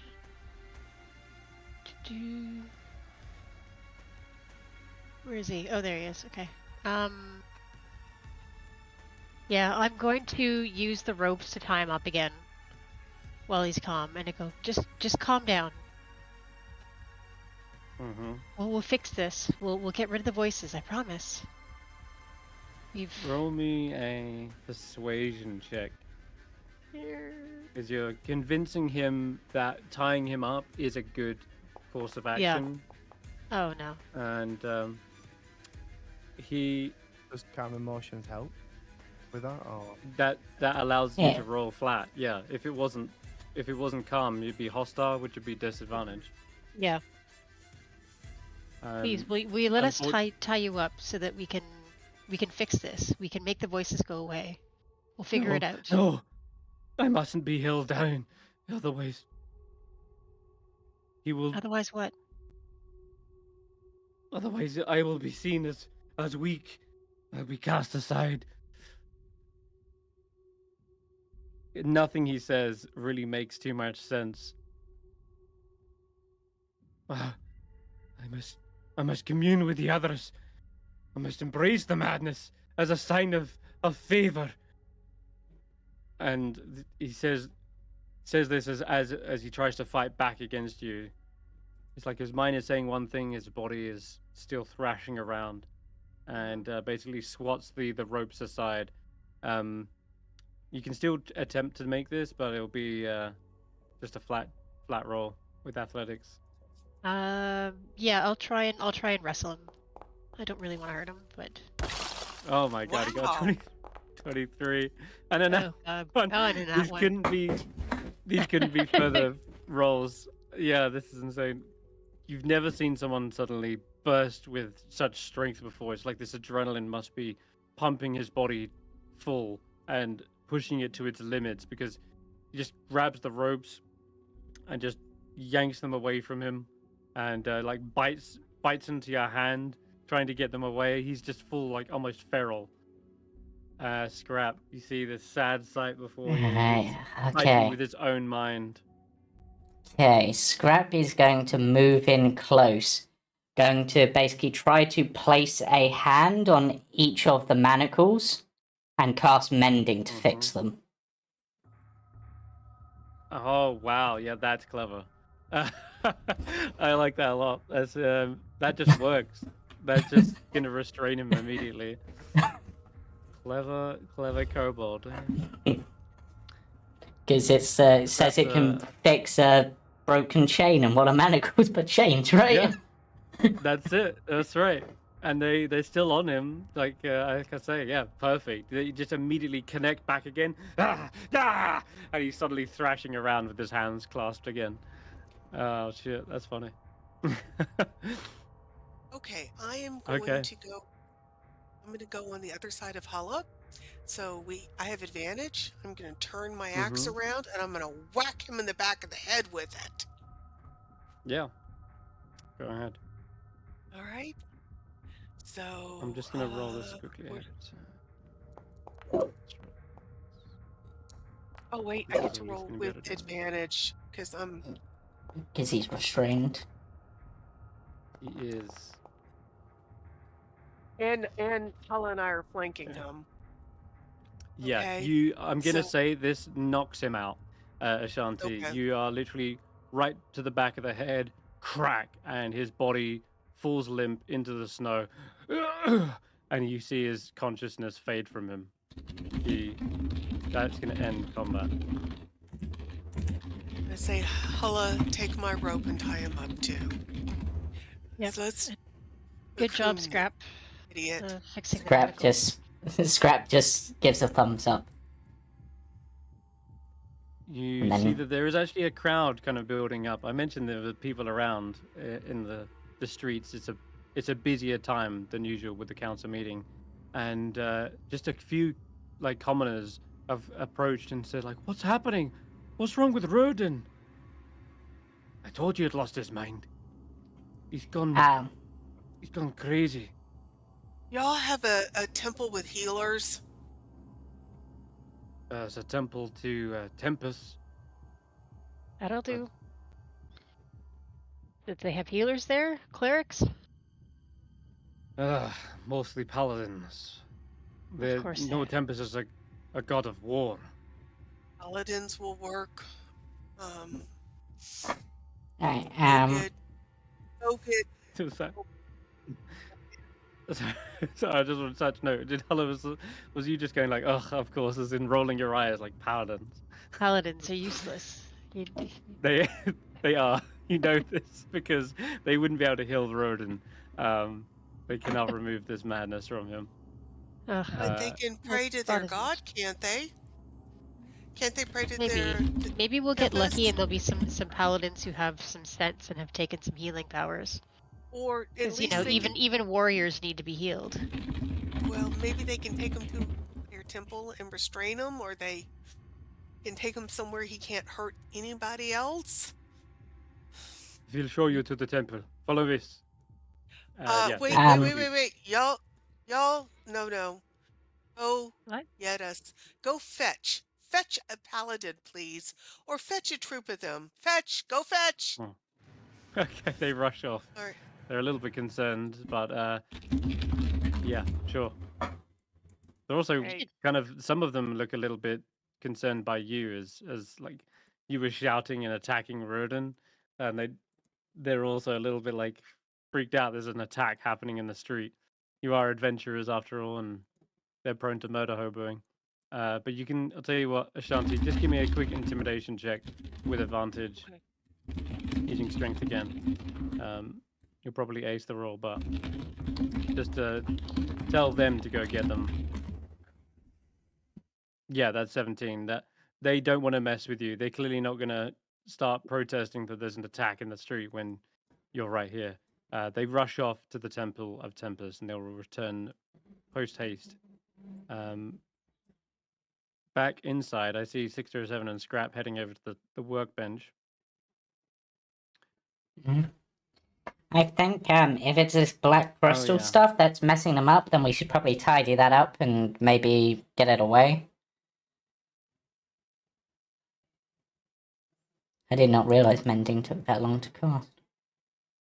It's fine, honestly. Without any weapons, he's not going to be able to do. He's not going to be able to fight any further. Eventually, you would knock him out, and I think that was just a cooler way of ending the fight anyway. Yeah, he I still mean, had like a shit ton of health as well, but I rolled strength checks for him ahead of time and sped it up, and he failed both Yeah. on 2 counts. So he would have been restrained for a whole 3 rounds anyway. So honestly, you guys just sped up the fight by getting rid of his weapons. So yeah, And it was a clean end to the fight anyway. if he looks like Scrap he's starting to star again, Hmm. I'm going to risk a concussion and traumatic brain injury and whack him again. Honestly, that might knock the madness out of him. You know, he'll be unconscious for at least 1 hour at least, but Okay. you don't know beyond that. Right. Normally, people usually are out for like it's 1d4 plus 1 hours basically. But anyway, Okay. 607 Scrap. You see the Shardlin ornaments, we'll call them, because you got a mixture of weapons, ammunition, and a wand laying on the table. And I also- sent you a message that I wanted to grab those items before anybody else saw them. Yeah. All of them. At least the manacles and the wand, but everything I could get while they were outside dealing with him, dealing with You Rodin. could have got it all. Yeah. Before just anybody literally else comes swipe- back in. You could swipe your hand across the table and just drag it all into your bag. Yes. Oh, So when thank you. Scrap returns, you see the table has notably been cleared. Scrap Because you were just the sort of first to see shrugs everything because Scrap was going to do the same anyway, so he's not too she's not too bothered. But will instead Okay. just clear up because obviously the dwarf broke his axe on the ground, so there'll be pieces. So it's probably just going to be cleaning those up and just being like, not a lot. Just I guess just put them into her bag for now. Just sort of sweep them in, like not touching them as much as possible. Not touching them will take a little bit longer. I guess there's a pair of forge gloves Yeah. you could use. So yeah, put the forge gloves on. Or to be honest, just grab some tongs from their smith's tools and pick them up like that. All right. Yeah, it'll take a few minutes to do it that way, but yes, you can clear up the javelin on the floor. Yeah. Okay. Faith is besides herself. Like, I don't know what we're doing. This guy was just a normal blacksmith before we came along. I think we're responsible. Did we ruin this man's life? Well, you can take it two ways, in my opinion. You could take it that you've ruined his life, or you could take it that whoever's responsible for the Black Crystal in the first place ruined his life. Because you didn't know the effects. Mention that. Don't. Hmm. She's just sort of shaking her head, like clearly she looks a little bit guilty in the whole matter. Okay. Skrapp After a just sort moment of or two, shrugs. She's not good with people. two paladins show up, and they're wearing the tabard with the sword, a flaming sword on their chest. And they say, "What seems to be a problem here? Why, the hell, Roden!" And they rush over. We need to heal him. He looks like he's Wait. taken wounds. Wait. What? Yes, he's mad. He's absolutely mad. If you heal him, he's going to come up in a rage. It took everything we had just to subdue him and to get him out here and get him tied up. So, do you have somebody who can handle madness, or somewhere you can take him where he'll be safe from himself and from others? He kept babbling on about a Dark Lord and that he couldn't be seen as weak and he had to be strong and he had to kill. Madness. I'm afraid we don't have one who can deal with that. We can heal wounds, but if his mind is addled, I'm afraid You we'll have just a have to put him in a jail. holding cell. Okay. And maybe if we keep him away from Yeah. that shadowing. Yeah. He needs to be somewhere he cannot hurt himself or others. All right, So yes. come with us. We'll carry his body to the garrison. Oh, okay. Okay. Hulla, I guess we're going to carry his body to the garrison. Hulla, why don't you shut the door so nobody goes into his shop while you and I are gone? Yep, got it. Okay. You do Let's find go. along his belongings, he does have a key to his shop, so you can lock it. I don't want Alright. to lock my companions in. I just don't No, want I'm the sure they're guard. coming with you. Oh, everybody is? They'd have- Oh, I'm sure they are. Why would they stay to collect anything more? Like, they got what they wanted. Oh, okay. So you head to what's called the Hall of Endurance. It is a walled off section of the town, and in it there is the actual Temple to Tempest, as well as a large garrison where the majority of the militia are held. They have holding cells, which they place the afflicted in, and he is locked up behind bars and still manacled as well. Though you've seen he's able to break those, which is pretty impressive.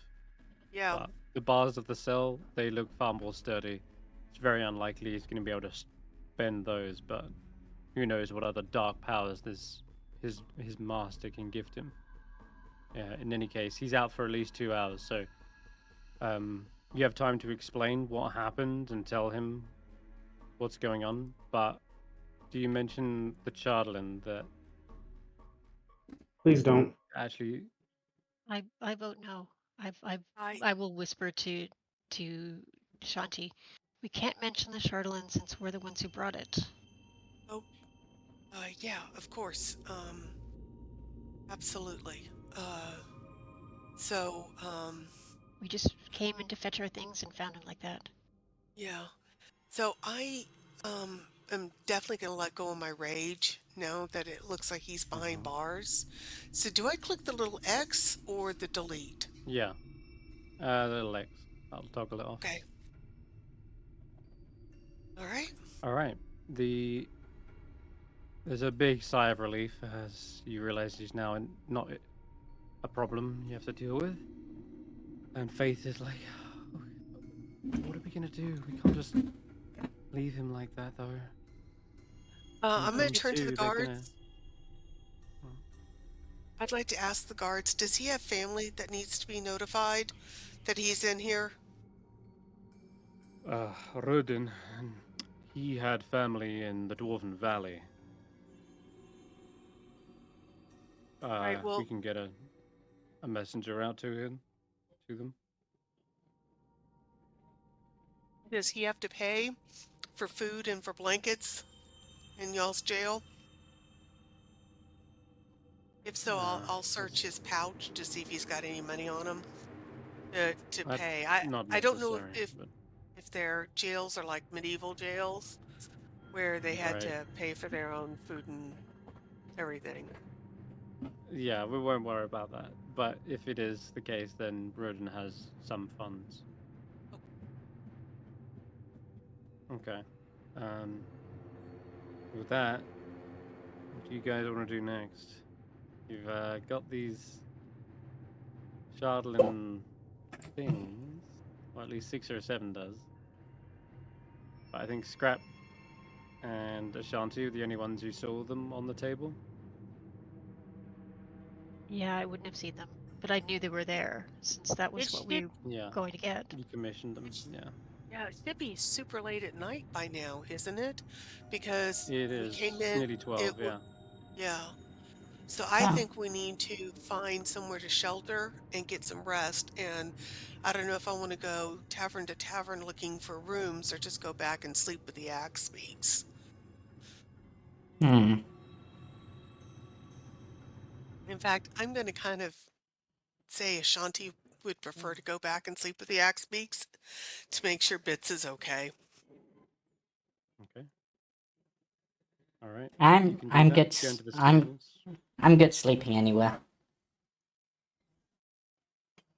6 The or White 7 Lady doesn't. Inn's a nice spot.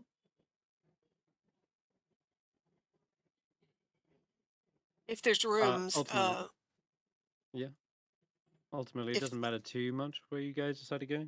You've dealt with most of the issues in these places, so we can just skip over to the next day if you wish, and say that you guys had a long rest. Yeah. Um, As I was gonna say, as part of the long rest, during it, Skrapp would want to briefly talk to 607, but deal with Barry's Okay. thing first, because mine should only be a few seconds, I think. All right, Barry. I knock on whichever door Hulla is at, I guess. Me? Yeah. Hi. So we did the thing for Danica, and Yeah. but it seems like we got a bit more powerful from it. But Yeah, I think that was just like a blessing, like a thank you. I noticed that yeah, too. I don't know what that means. I think it was a blessing and a curse because it. You remember how I said it seemed very dormant in the back of my head, the whole dragon thing.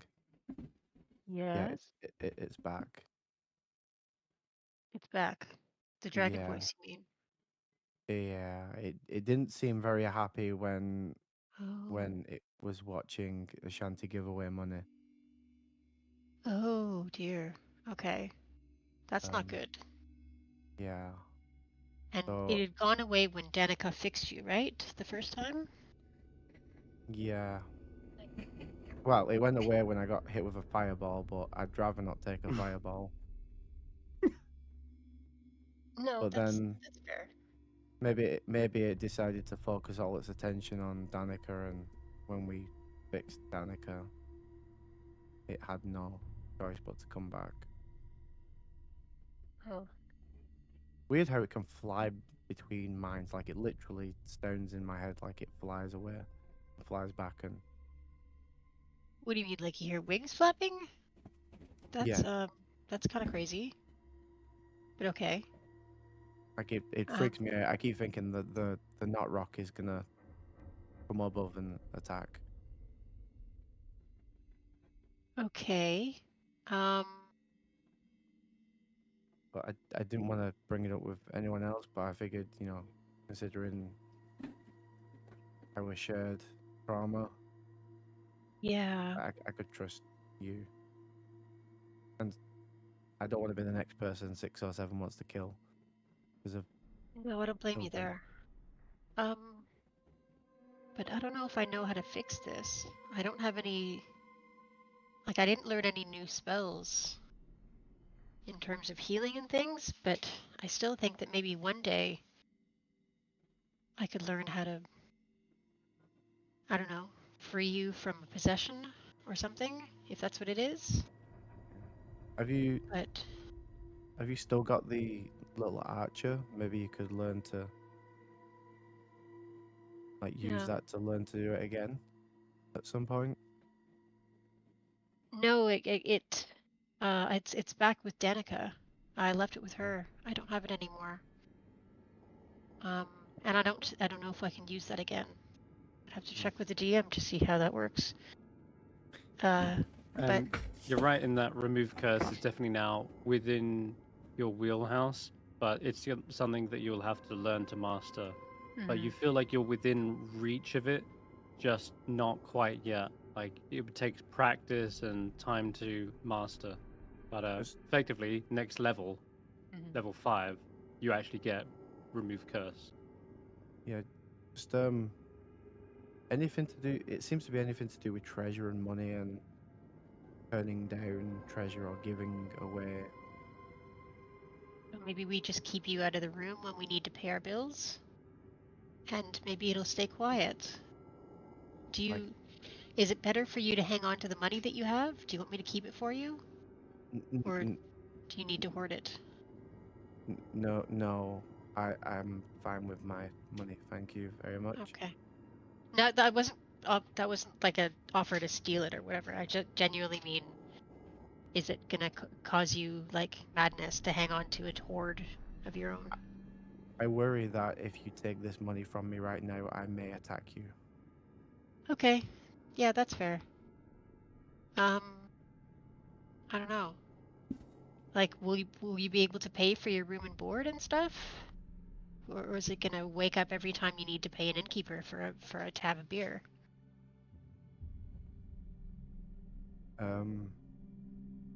That is something we will have to find out. Okay, cool.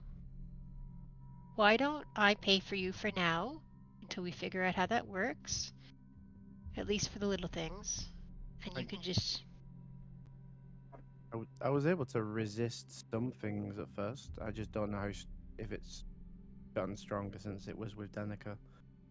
Is that the only thing it talks to you about, is money? So far, just seems to pop up any time something happens. Like when we were gonna get the treasure from the hag and 6 or 7 ruined that sort of thing. Well, 6 or 7 didn't ruin it, did he? We all decided not to go for the treasure. Well, she was offering to get us the treasure if we kept her alive, and then he killed her, and that's what set that off. But yeah, I get the point, but it seems the thing inside isn't as easily understanding. Yeah. Do you think you can hang on until I can practice the spell a bit and get a little bit stronger? Yeah, I'll be fine. I just wanted you to be aware of it. Okay. Well, look, I won't tell anybody, but make sure you tell me if it starts to get worse, or if it starts to like interfere with your own brain, like, and you start doing things that you don't want to do. Yeah. Just, should we come up with some sort of secret signal? Like if you pull on your nose 3 times, then I'll know that you don't have control anymore? Something like that? Maybe I'll just tap you on the forehead with my new ability. Okay. Yeah. Wait, what new ability? I tap you on the forehead. Oh, weird. Invisible mage hand. Oh, okay. That's weird. That's new. Yeah, okay. Let's, okay. Look, thank you for telling me this. I know it's not easy to, reveal your weaknesses, but I am going to do everything I can to figure this out for you. With you. Yeah, You know? I know. I feel like at some point maybe we should tell the rest of them because every time we keep a secret, it becomes a big outburst. Well, as long as it's not doing any harm to anybody, I don't mind keeping it quiet. It's just a personal thing right now. Okay. Yeah? Night. Hulla. Okay. Nightberry. When you retire to your room, you do hear a flapping of wings and then suddenly a kind of crunch and land as if perching on the edges of your mind. You always talk as if I'm not really here. No, I talk as if I wish you weren't here. Why? I thought we were friends. I told you how this little relationship was going to work. I've not forced you to do anything. We're allies.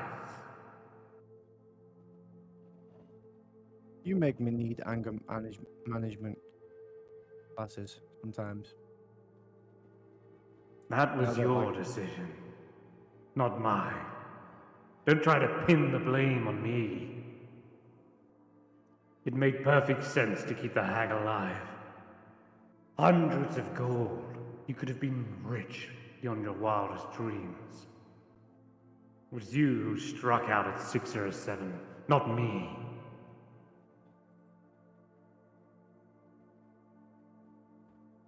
Don't put the blame on others for your own actions.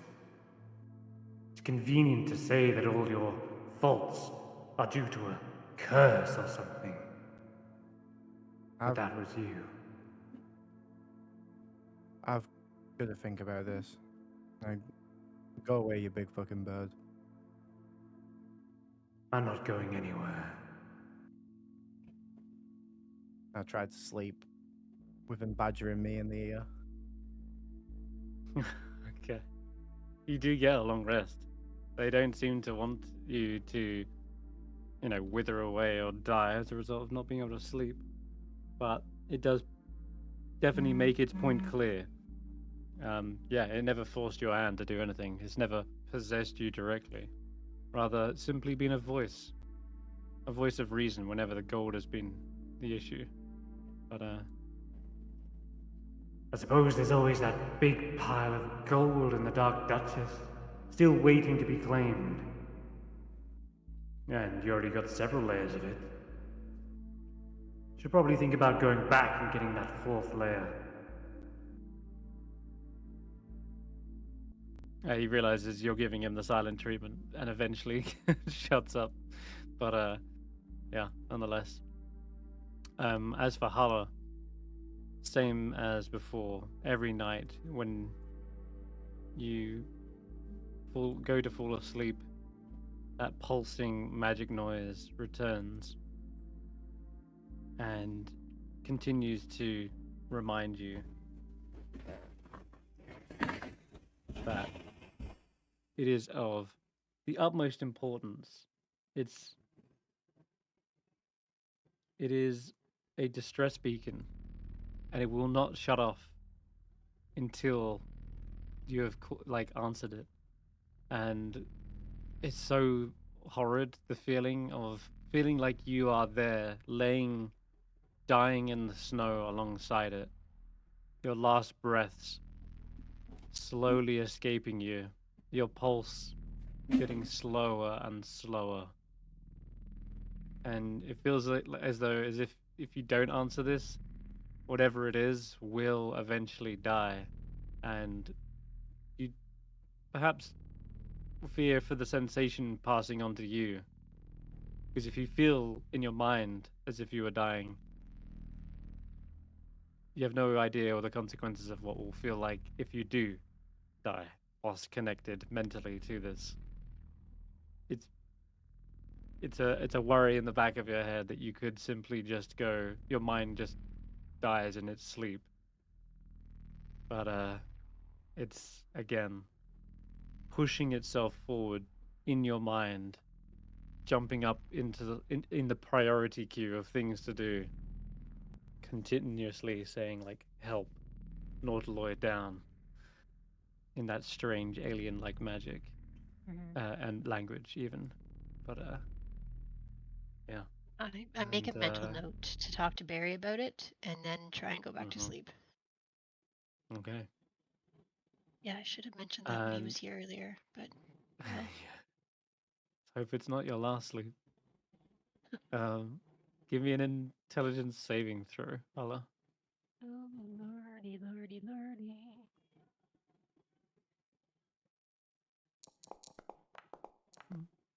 Oh my god. Yep, All right, that's noted. par for the course. Okay. And she That's did. about right. That's She about did. right. We'll find out in the morning because everyone else is just waking up at this point. I believe. This is what happens when you Good. don't tell 607 stuff, is you die. Mm, Like, 607. Are you doing anything with the Shardlin Hall that you've got? I'm going to be. I mean, I wouldn't have kept that a secret from everybody because they all knew it was there. It was more so to clear it out before Yeah. authorities or anybody else came looking through things, and then like Yeah. other people sort of picked up on. Don't mention that we gave him the Charlatan that drove him crazy, because then we might be implementing, Yeah. incriminated in what's going on with him. So it was mostly that. So agreed. I'm not hiding it from people. And then so I'll be in whatever room I'm in, and just sort of examining it to see what was created, and if we can if I can determine anything from it. Skrapp would also probably be looking over that with 607, but would say if you've got a pearl that's worth a decent amount, I can actually use a spell to probably get some more information if these are magical. I hold up a pearl Oh, worth 100 gold pieces. excellent. So I will, I suppose, as part of like the waking up period, I'll You're gonna give me begin. that pearl back, though, right? Yeah, of course. It's I'll start. It's loan, so you can check these Yeah. things out. Yeah.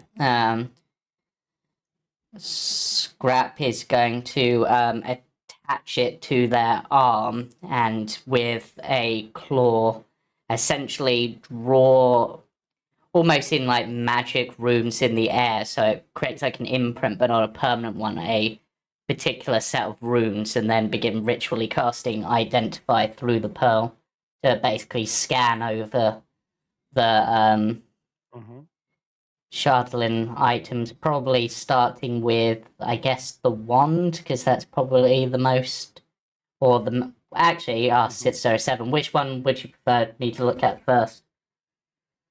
The wand first, and then you can move on to the others, the manacles, and then the dagger, and then the arrowheads. Okay. But order Yep. doesn't necessarily matter. I'm assuming you're going to get through all of them. So Yeah, I will start by ritually casting and trying to examine the wand. All right. So the wand is.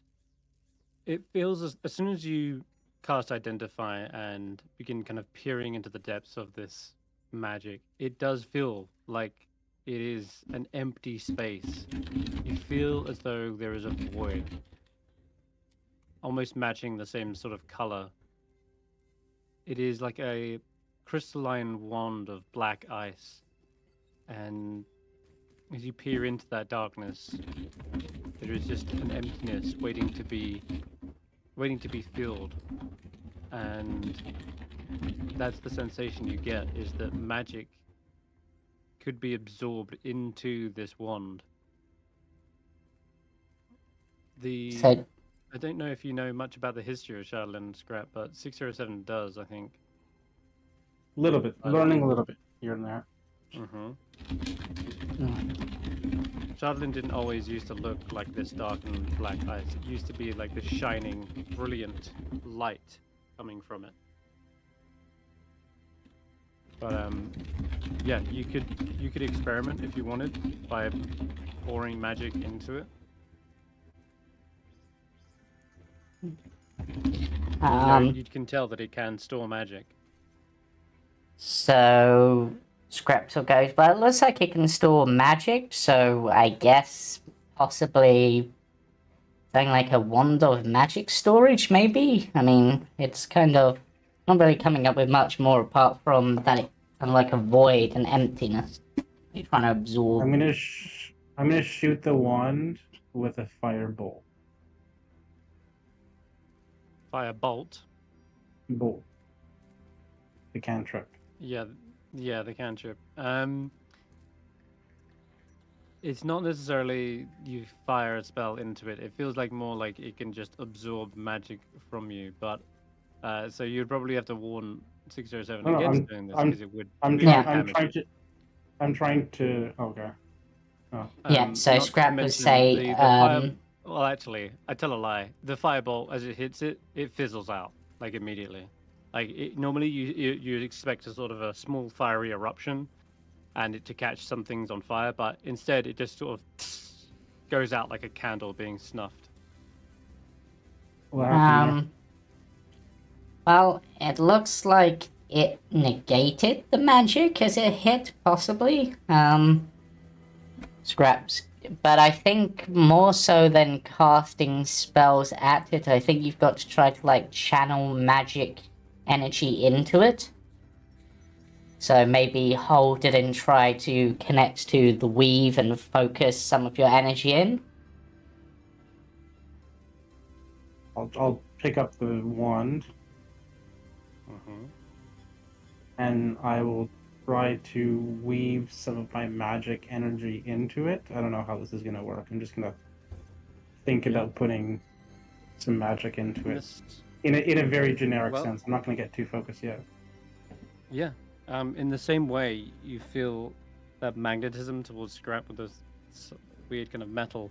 There is almost a magnetism here, but it's actually not physical, but rather magical magnetism. And as soon as you're beginning to even conjure the thought of casting a spell, it seems to latch on and begin to absorb that essence, absorb the weave that you're calling upon. I think about casting Shocking Grasp with it. With that, I'm going to try you see a to cast Shocking tiny Grasp. spark in your, I guess in your mind's eye, Skrapp, as you're casting Identify as divination, you just see a tiny little spark fall into a nothingness, and the spark is gone forever. Like you don't even see it fill even an iota of energy. As for 607, you feel like the Shocking Grasp doesn't even reach the full potential, doesn't reach any kind of magic. It just sort of fizzles out. Based on that, do I think that it's got to be essentially a leveled spell? Yes, absolutely. It's just a cantrip is but a drop in the bucket. Yeah. Level I'll try to spell may cast. actually. I will use a first level spell slot and try to cast Silent Image to create the image of a grandfather clock in the middle of the room. Interesting. So you're doing this in the same motion. It's going to take 2 actions to do this effectively. One, to fill the actual Charlatan dagger with this silent image spell, and you feel the wand, image right? into the wand. you feel it like actually enter in and absorb the image into the wand. And so yeah, Skrapp, you actually see there is now this image sort of floating in this void space. It is Yeah. stored there, and it takes up a considerable amount of the space. Does it than use just a drop. spell slot? It does use your spell slot, Okay. and then the wand is now sort of active. You can feel, Skrapp, there is magic stored within it. No visible indication though for you, 607, but you definitely have spent magic, and it's definitely absorbed it. You felt that. And if you spend the course of an hour attuning to it, you may actually even be able to cast the spell from it. So it stores, So it stores the spell that I've already cast into it, so I can release it later. Correct. Yep. It So has to be it's the same just- spell. It has to be the same spell. Yes. It will once you've cast like Silent Image into it. Later on, you will be able to cast Silent Image from it. But you realize now, as you try to call upon it, the magic is no longer tied to you. It's like it's just in this void, waiting to It's in escape. But based on the fact that the image only took up most of the space, or at least a substantial amount of the space, does it seem like it could store more than one spell, or does it feel like it's at basically at capacity? No, it feels like there is more space around that image in the void that it could. Because obviously I'm using Identify, which gives you the information, but this is obviously it is not. attunement. Yeah, it's attunement. Can I roll something, or would it be part of the Identify now that we've started working on it to know how much it can store? Yeah, you reckon that you could probably store another of these first level spells in it? That much is clear. But at that point, you probably feel like it's filled up. Now, the other thing you notice is that the magic seems to be slightly different. It's hard to know. I guess it would be more. You would know better if you were attuned to it, but you can see the image inside seems to be almost darkened. Like you imagine magic to look bright, colorful in all of its, glory, but in this void, it's almost like it's been toned a different shade. Am I feeling the usual effects of Charlotte as I'm holding it? You will if you fully attune to it, and because you've only been experimenting with like 10 minutes, I think. Yeah. If you want to spend the full hour and attune to the wand now, and then kind of tie your back to that magic, because right now that magic that you conjured, it doesn't even feel like it's a part of your own body. It's just gone, expended. Yeah. It doesn't feel But like like you fall upon the normal sort of corruptive nature of Charlotte, do I feel that? So I felt that before. If you did, yes. And you can start to feel it again over the course of the next hour as you begin to tie yourself to the wand, if you choose to. Okay. I'll put that aside Yeah. for now, and let's continue on to the manacles and the daggers and the other things to see what they do before making any rash decisions. Yeah. But based on how it seems like it's essentially an equivalent of a ring of spell strength, but it can only store up to 2 spell levels worth of spells. It's kind of how I'm seeing it at the moment. To the magic within it. Yeah, but that doesn't seem to be quite being picked up on the scan. So let's see what the others do. I guess we'll do the manacles next, as so considering the nature of this shardling crystal, I'm imagining the manacles can't be that strong unless maybe they sap the wearer's strength or will to resist or something. I suspect they're going to take away your ability to use magic.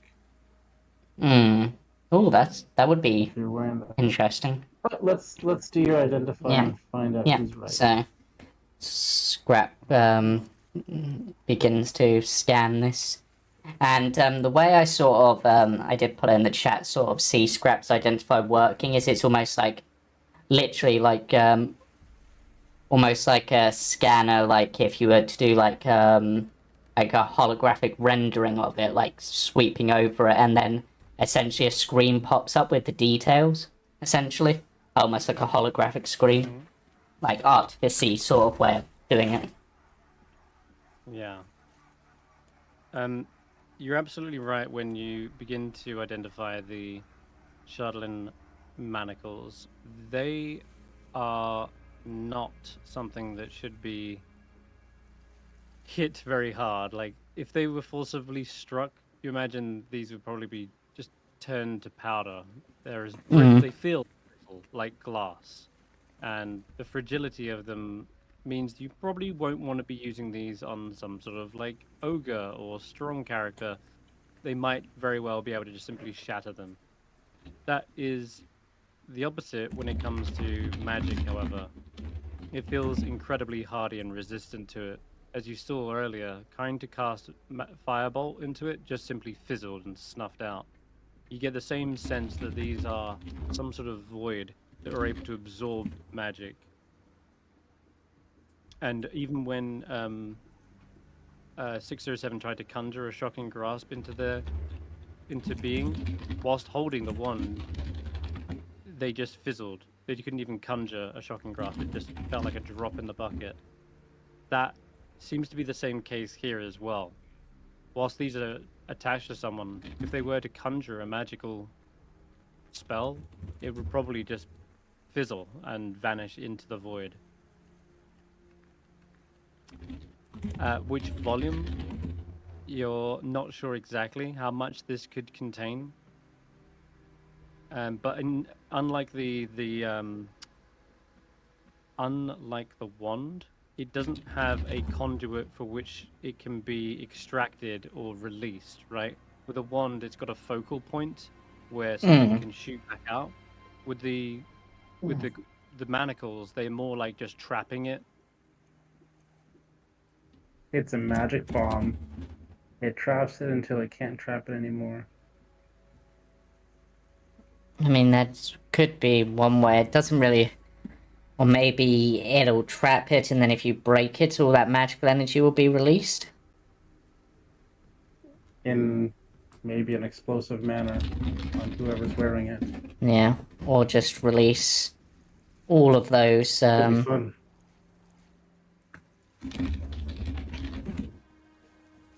Yeah. Right. What about the dagger? I will have a look at the dagger. The dagger is something you are acutely aware of, more so than the others, purely because you felt the same effect when the Shardlin axe was dug into your back from being surprised earlier.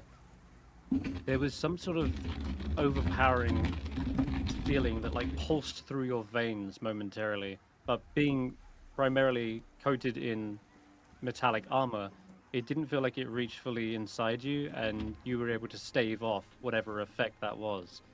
However, with the dagger, yeah, you can feel like if this was like really jabbed between the joints in someone's armor and delivered that same kind of pulse of magic, it could do the same thing. And I'll tell you mechanically what that does. And that is that if they fail the con save, the target is poisoned until the end of the next turn, which is pretty powerful because it will mean disadvantage on all ability checks and attack rolls. But is it a poison? No, not by any means. But it does feel like it is some sort of sapping strength or cold-like effect that it's bizarre, to say the least. To put your finger on it would be like trying to explain what a black hole is. You can sense a void. You can sense a kind of absorption of magic, light, whatever it is. So... And that's why this identify spell in itself is having trouble, because an identify spell is a touch spell, and when you touch it and conjure the identify, it's almost like it drinks in the identify spell itself. Yeah, which is why not getting the... darkness and... Yeah. Exactly. Yeah. Okay, You cannot that fully makes. identify these. It is you're getting the But surface level of what they do, but I'm not telling you verbatim. Oh, this yeah, is tied to but the god. Blah blah blah. it seems like from what I can see, the dagger essentially, like the other items, it's still sort of an absorbing thing, but instead of necessarily absorbing magic, it's like temporary, like causes a drain and like the mind and the body, causing essentially Mm-hmm. it not to function quite right, rather than being like poison. It's like almost like invisible chains, I suppose, on the body. Mm. Okay, and I would And guess you're not sure if it's like tied to demonic magic or divine or primal. You yeah. don't have any clue what kind of magic is capable of doing this. Mm, But you felt the sensation yourself, and yeah, you described it pretty much on point. Like you drain the body, disrupting its nervous system, perhaps. yeah. And I'm going to take a wild stab in the dark that the arrowheads are probably similar Mm-hmm. to the dagger, and that they'll basically do this Yes. poison effect. They are.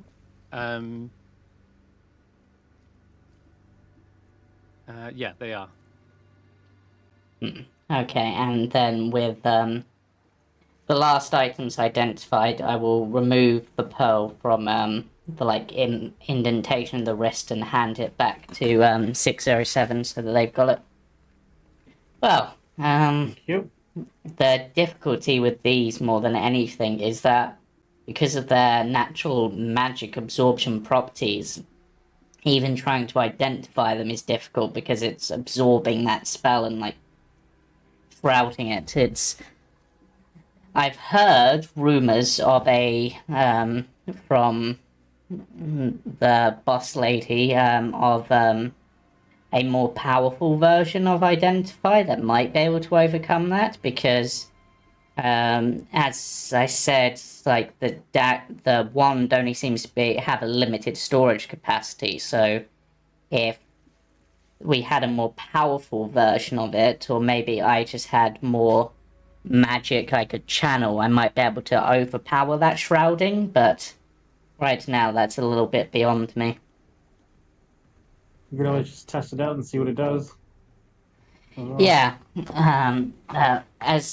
So it's odd. Maybe It I use almost my magic throwing thing and I throw the dagger at somebody in the next fight we're in and see what it does to them. Yeah, I'm guessing the dagger and the arrowheads aren't attunement, whereas are the manacles attunement actually?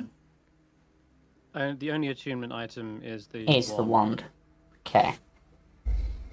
Yeah. Nothing else you want to have interact with you, really. Yeah, the wand is an odd one though because it's not just storing the magic, but it's doing something to it. Yeah. So when you cast that spell that's stored in it, it's probably going to be different to what you'd expect somehow. But how exactly? There's only one real way to find out. Yeah, that's the fun. And we should probably get to this meeting, I guess. Oh god, people. I have to deal with people. It's in the morning. Yeah. That's true. Don't worry. We still have to sleep. Alright. Yeah.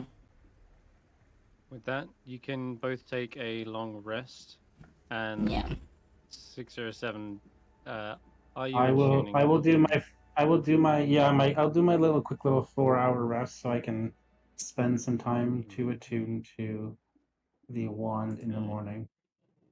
What you feel is, at first, there is a sensation, the whispering sensation that you've had before.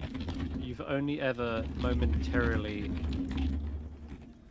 done this. Like before, you held it for an extended period of time until you heard the whispers, at which point you kind of shrugged them off and cast them aside because they were nonsensical and it was nonsense. if you spend further than a 10-minute duration, now kind of extending into an hour, the whispers just get louder and more numerous and fully kind of encompass your mind. And that is seemingly part of the attunement process, as if you're connecting to this void. You begin to hear them. And so I will, before you reach attunement, ask you to give me a charisma saving throw.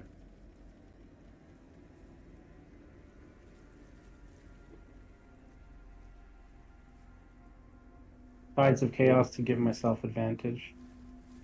Mm-hmm. Okay. Yeah, once again, seemingly nonsensical, rambling. Too many of them are talking at once, and eventually they kind of meld together into this white noise. But it just gets louder and louder. And eventually, you find yourself connecting to the magic that you once stored in there. You find it kind of swimming around in the void. And it's there, ready to be released, but it's not how you imagined it. When you first cast the spell, you had a clear picture in your mind of what it would look like. That seems to have changed slightly. You can see it's... What was it again? You tried to conjure an image of? It was the silent image, an image of a grandfather clock. The grandfather clock, that's right, yeah. Now the clock looks twisted in a weird way. The image is sort of almost fractured. It looks like it's in pieces. The glass front of the clock is broken. You see the wood has kind of separated into several pieces, and the hands as well. They're floating. They're still ticking very oddly, but they're disembodied from the rest of the clock, and they're just sort of floating in the space, still ticking.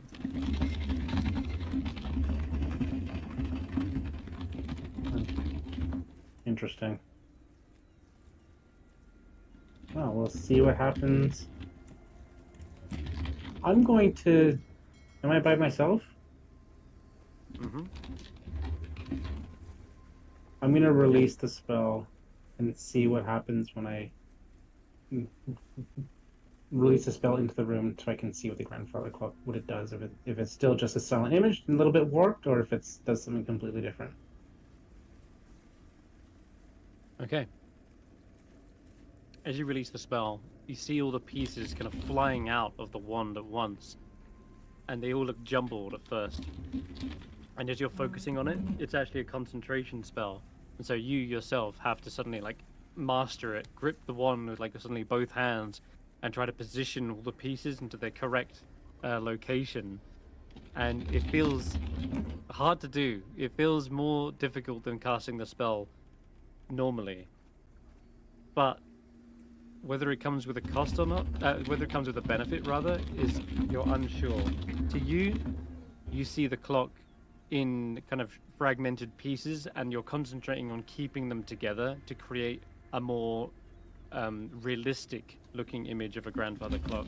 But to anyone else seeing this, they probably wouldn't be fooled. It looks like some sort of magical phenomenon where all these floating pieces are just sort of loosely collected together, floating in a space. And to you, you've already kind of understood what you're seeing beforehand. And so you're not really affected by the spell. Do you imagine anyone else looking at this clock? They wouldn't be fooled into thinking it's a clock, but it does look almost a little bit maddening. And as you cast it, you in fact probably do hear the whispering murmurs beginning to pick up. And you actually hear the sounds of someone else casting Silent Image, but 100 times over, from different voices, all different pitches and tones. And all the incantations sort of jumble together, almost as if someone has cast a spell into this before, but many, many times, many different people, perhaps. And yeah, it's maddening to hear the whispering sounds. You can imagine it's maddening to equally gaze upon this clock that makes no sense.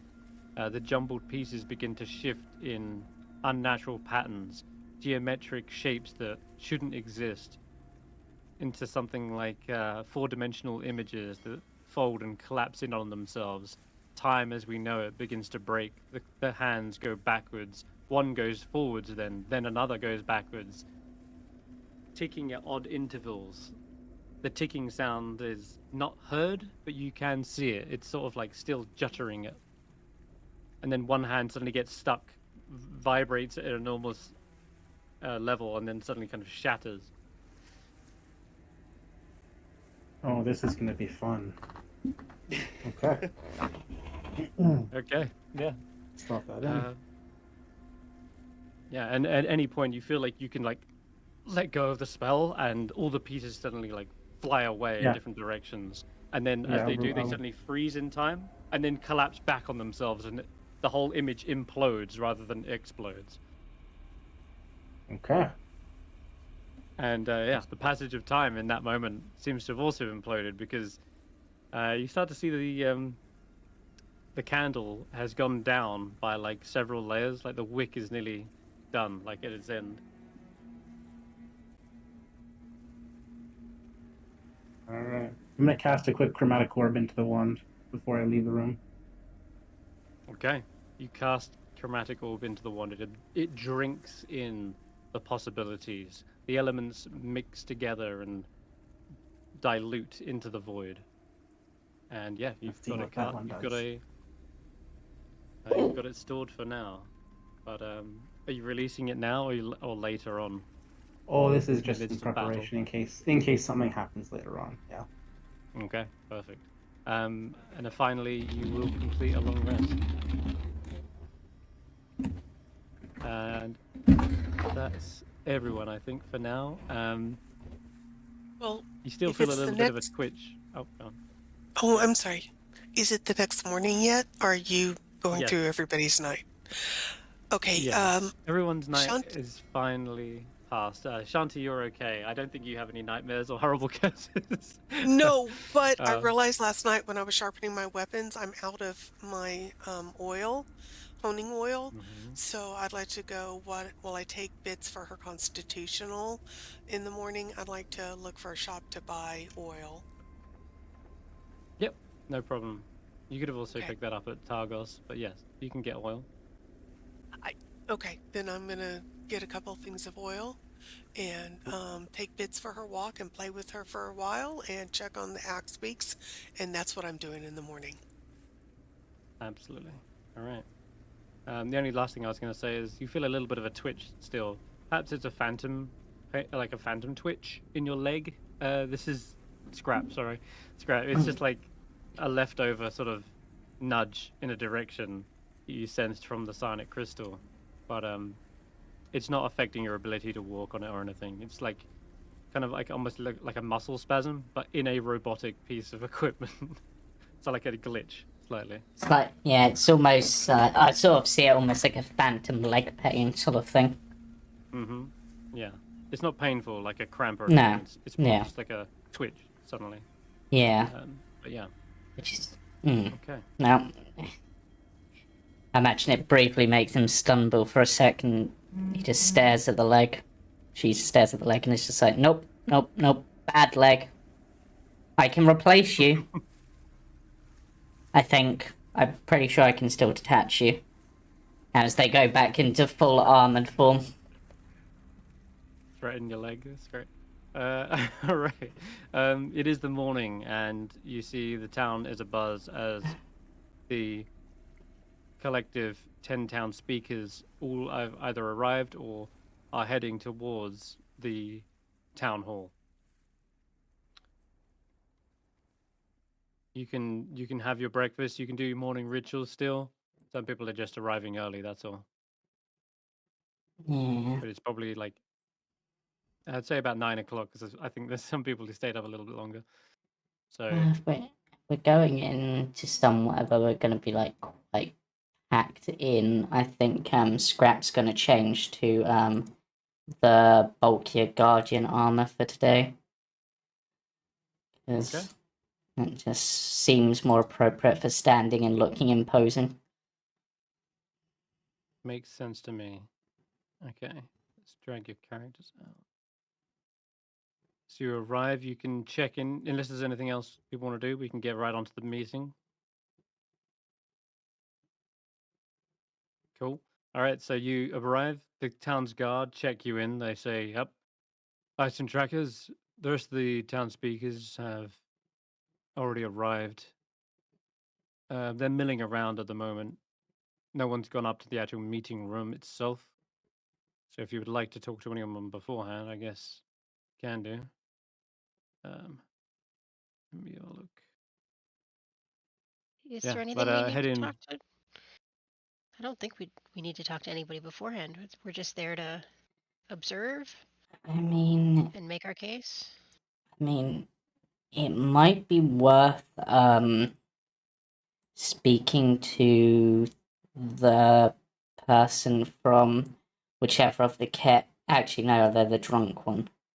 Well, out of character, I'm trying to remember if they're the drunk one, but the two care leaders, because they're nearest to Kelvin's cairn, so they might have information on where you can find that frost druid, possibly, Right. or that would be the only people I can think of. I don't really know much about the speakers.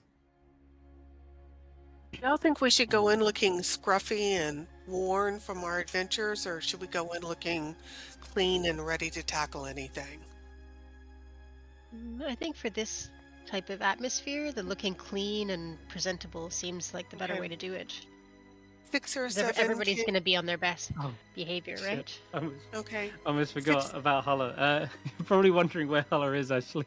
There was a moment this morning when everyone got up, except for Hulla, and you can knock on their room again. They don't reply. And eventually, Barry, you get the urge to go and actually open the door. You see Hulla is laying there, once again, pretty still. This has happened before, if you recall, when they just went seemingly breathing in their sleep. And you want to Hello? try and wake them up or talk to them? They don't respond. Their eyes are still closed. I take an action to try and wake her up. Yeah, you jostle them awake, and Hulla, you feel like suddenly someone digging you out of the snow. It feels like your body has been frozen, and your heartbeat has stopped. When you're jostled awake, it suddenly kind of resets slightly, and they're cold to the touch as well. You can sense it. But Hulla, when you kind of woke up, you suddenly feel like a splitting headache in the front of your head. That pulse once again, kind of wakening you up, almost as if you've been put on some sort of like stasis or deep sleep to preserve some sort of power or energy. That's what it felt like. And as you're kind of woken up out of it, out of standby mode, it takes all of your energy to get up and out of bed as Barry's waking you up. Ugh. Yeah, okay. I'm here. Are you okay?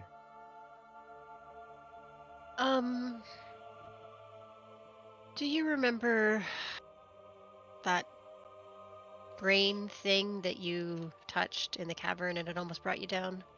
Yeah, That the stone of brain talking. the stone of brain talking, the one that I picked up? It's been Yeah. giving me some weird dreams.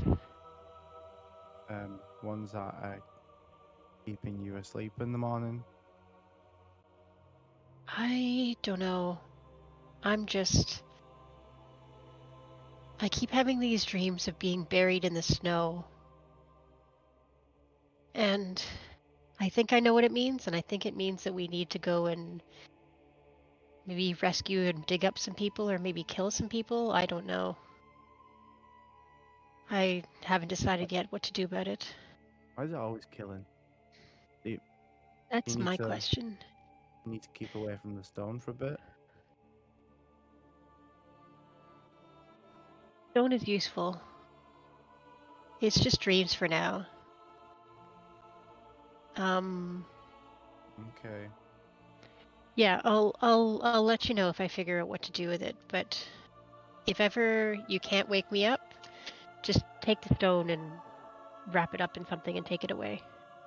I mean, if it's the same thing I saw where I fell through the sky into the snow near a mountain. Yep. Didn't we work out whereabouts that was nearby? Yeah.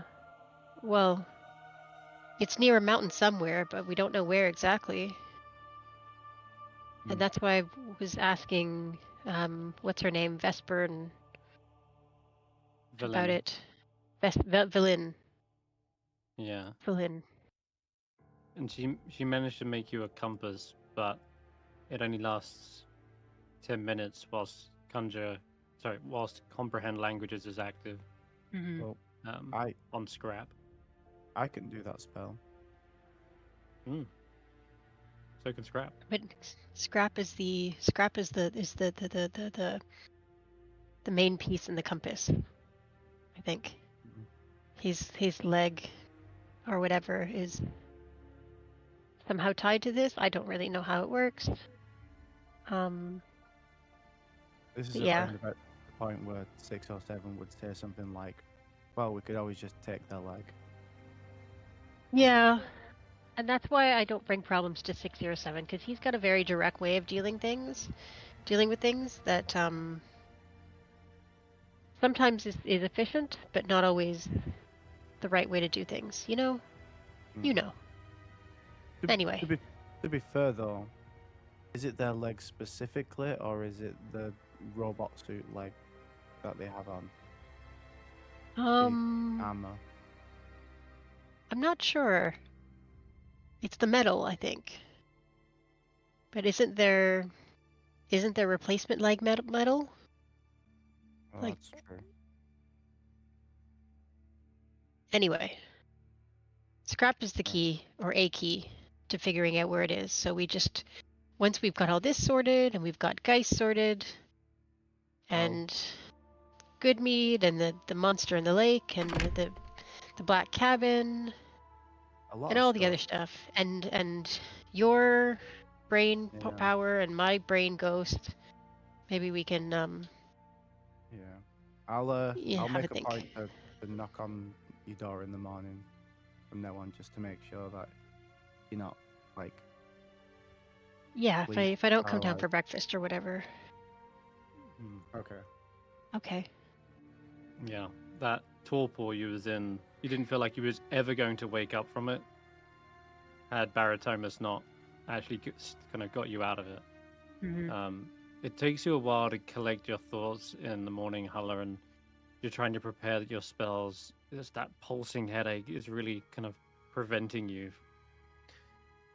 But you've still got the spells that you prepared from the last day, so those are still active.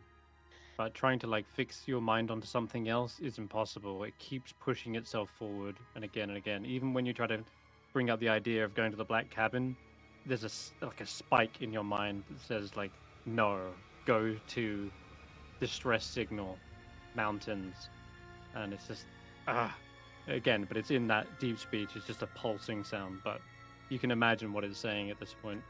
Mm-hmm. All right. You eventually make your way to the town hall. Let's change up the music there. Right, so town hall is pretty busy. You can see everyone has gathered. All the town speakers are here. If you did want to speak to someone privately, you can do.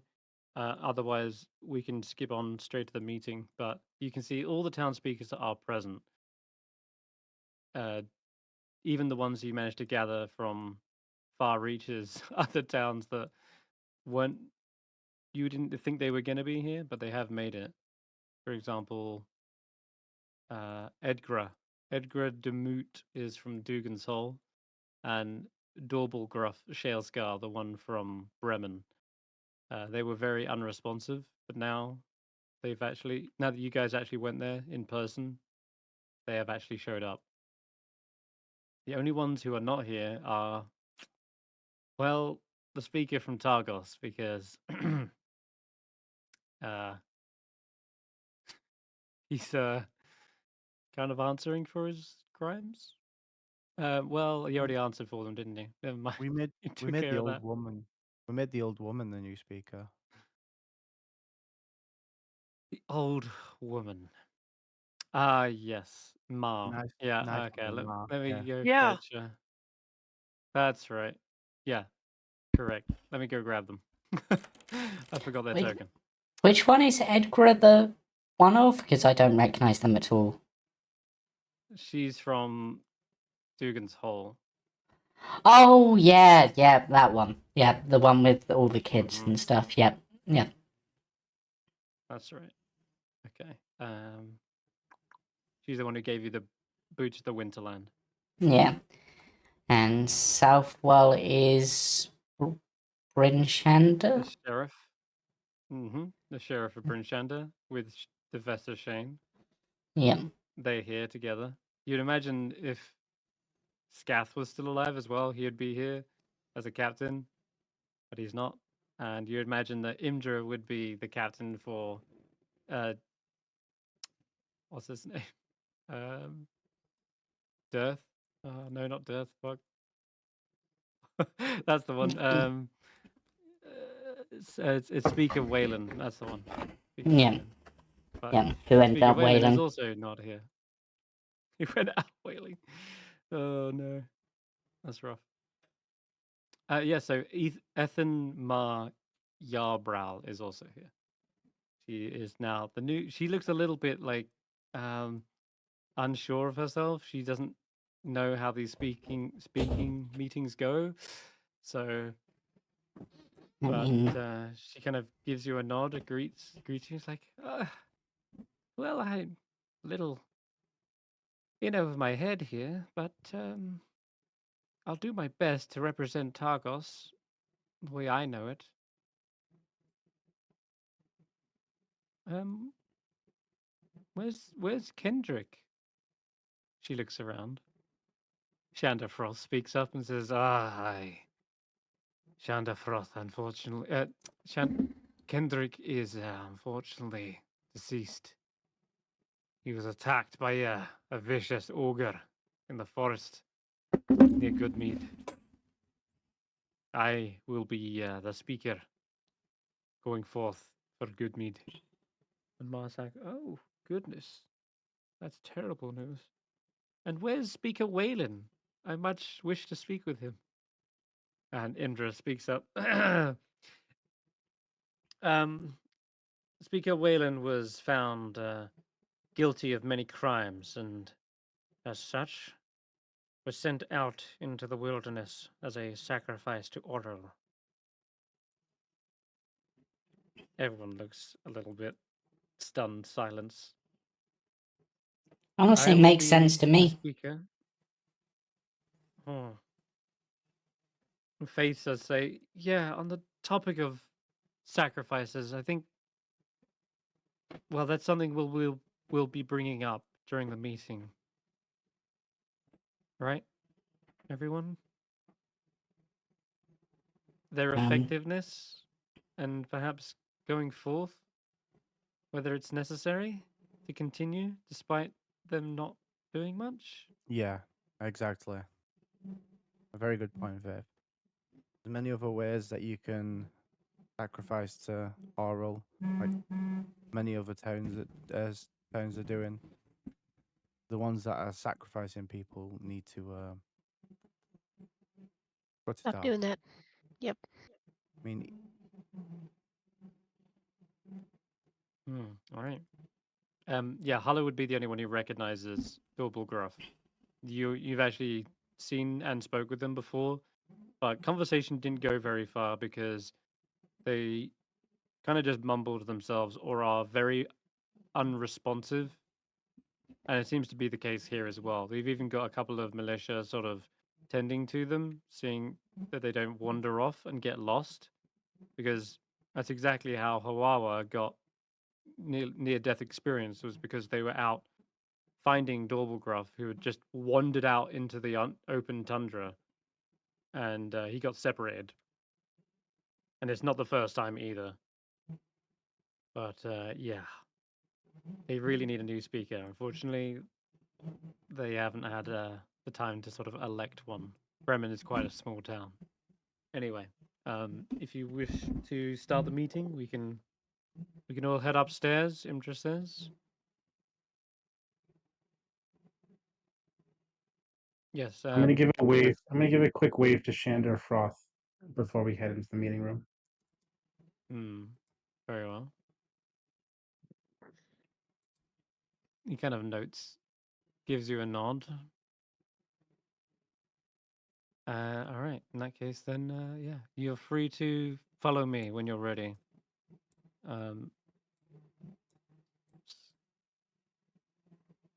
Yeah, she heads up these stairs here, and Skrapp, it's this staircase here. Skrapp, There you not go. the wrong You come back stairs. now. There you go. Faith follows up. I'm guessing your drift globe is inside you at the moment. I'll just get rid of that. Barry, slacking. There's enough light in the room that we don't need it right now, but it'll be There in is my a lot head. of characters in here. So there's so many tokens on this map. It is a bit crowded. Where's Shander Froth? I'll sit beside Shander Froth. Sure. Oh my god, I I'd think like it to might even stand be in better if I just condense you. the back corner so I can watch everybody. Okay. That's kind of what Scrap's doing. They're just standing there, basically trying to be an unobtrusive, basically ornamental suit of armor. Just like, I do not know what I'm doing here. Okay. Jesus, so many tokens. Let's just think how to best do this. Can you all still see if I delete your tokens? Can you still see the room? Yes. Cool. It's because I've got one token that's just going to represent the whole party. That's the way we're going to do this.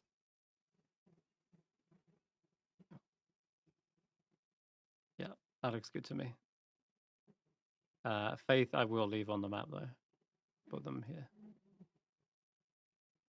Okay. Yeah. Perfect. All right. All right. So everyone files into the massive hall. There's two long tables set out with like velvet like placemats, and on the placemats there is the heraldry of each town, and so they kind of know where to each sit. Nimsy Huddle kind of makes herself comfortable, and she says, "Oh, I brought cookies for everyone. You know, like we used to back in the day, when town meetings weren't such a dreaded thing." And she hands them out to everyone. Aura says, your famed cookies. Delicious. The one thing I do look forward to in these godforsaken meetings. Thank you, Nimsy."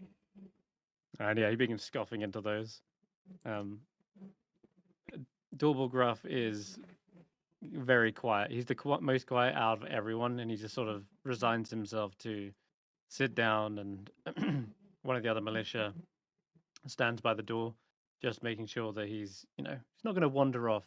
There are plenty of guards around as well, but he wants to keep eyes on them at all times.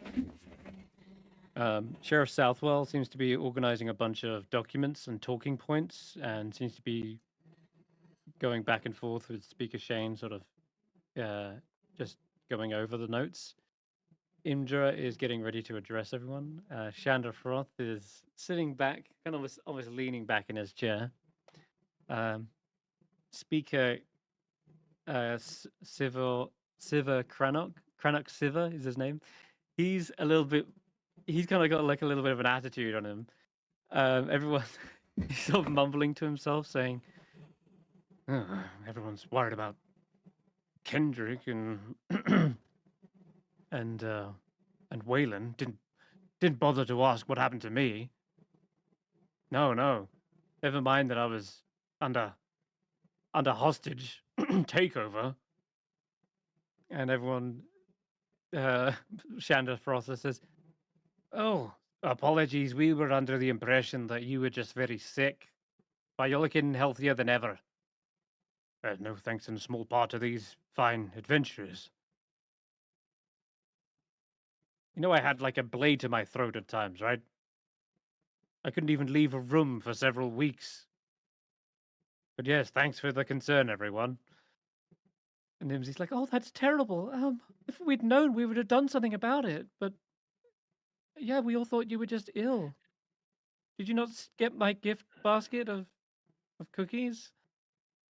No, the cultists probably scuffed them all. Like, oh, sorry. Imdra speaks up and says, yes, cookies aside, we need to address the actual important matters at hand. So, it does seem as though the dwarves are the biggest concern out of anything. Doublegruff sort of. And Shanda says, which dwarves? You know, the Duragar that are running amok, stealing things, working against us. They've even been here. They stole the Chardalin statue that we had. There was a massive figurine we fished out of Lake Dinishir. And Trover says, wait, you had Chardalin here? I thought that stuff was dangerous. But yes, the dwarves are the Duragar are our highest threat. They were scouring our town as well. I think they several break-ins, and we had even townsfolk murdered. And who else is here? Mentions them. Imdra says, yes, we know they're not working alone either. They've hired several others. Here in East Haven, a ferry was ransacked, and they were working alongside several humans to steal this thing. But as we understand it, they are amassing some sort of collection of Chardalin for some unknown reason. The speaker, Siva, speaks up and says, yes, I recall that our soothsayer, she constantly spoke about the threat of the Duragar. She had some sort of prophecy. She believed that they were going to create some sort of doomsday device or something. I have no idea what, but she prophesied that a bunch of heroes would rise up and thwart their plans, but if you can believe any of that. Yes, Crab, you pick up your ears. Though you guys actually spoke to the soothsayer in Care Dinaval. Yeah, Skrapp didn't. She was the one. She was the one who sadly passed away. Faith says, yeah, yes, it's true. They said that we would need to grow stronger, and that Zadarok was the one leading them. He's part of a family known as the Sunblights, and I don't know what he intends to do, but well, my friends here, we interrogated some of the Duragar, and they said that their king has gone mad with power, that he will stop at nothing. The Duragar were even willing to defect. They said that they didn't want to work underneath him. She kind of gives a look to you guys. But we didn't take the risk. We made sure to tie up any loose ends. And Siva says, good, good. It's important we kill every last one of them. And Imdra says, well, it would be better if we understood what this thing is. If this is a doomsday device, we can't just kill indiscriminately. What if one of them has some sort of kill switch? Nimsy agrees. and says, "Well, what do you think about this? If you know information, you should bring it forth. These Duergar, are they as dangerous as what his faith is making out to be?"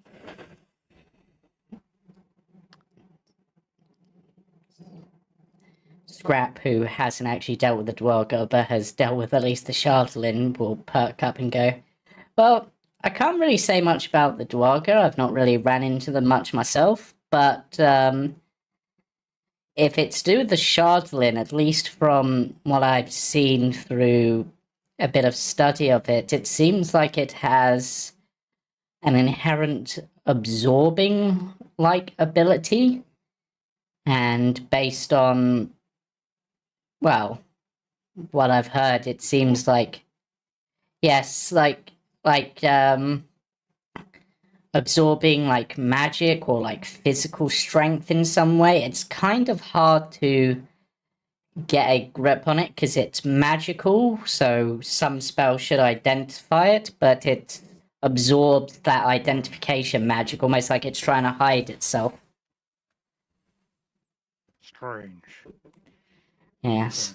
So if you were to amass it, and we've seen that it can be made into weapons and devices, but they seem fragile, so whatever doomsday device, if it can be found, I imagine it'd be easy to take apart, but with like physical blows, definitely not magical blows, but as for what it's doing, at a wild guess, maybe it's trying to absorb magical energy to create some sort of magic bomb? There is a bit of panic erupts in the room. Nimsy's like, "A bomb!" Provis is like, "This is bad." And Aura says, Oh my god, it's worse than we thought. and Edgar says, "Oh, we need to evacuate Icewindale." And Froth says, "And give up our ground? No. We will stand and fight if that's the case." Devesa Shane speaks up and says, "Well, seems to me it's pretty obvious. We need to go deal with this. If we have a location on Zardaruk's fortress, we should send a team in, a strike team, to go in and take out their leader. If they're the ones pulling the string, this mad king, you say? He's the one we need to take out. Maybe the others will defect as well."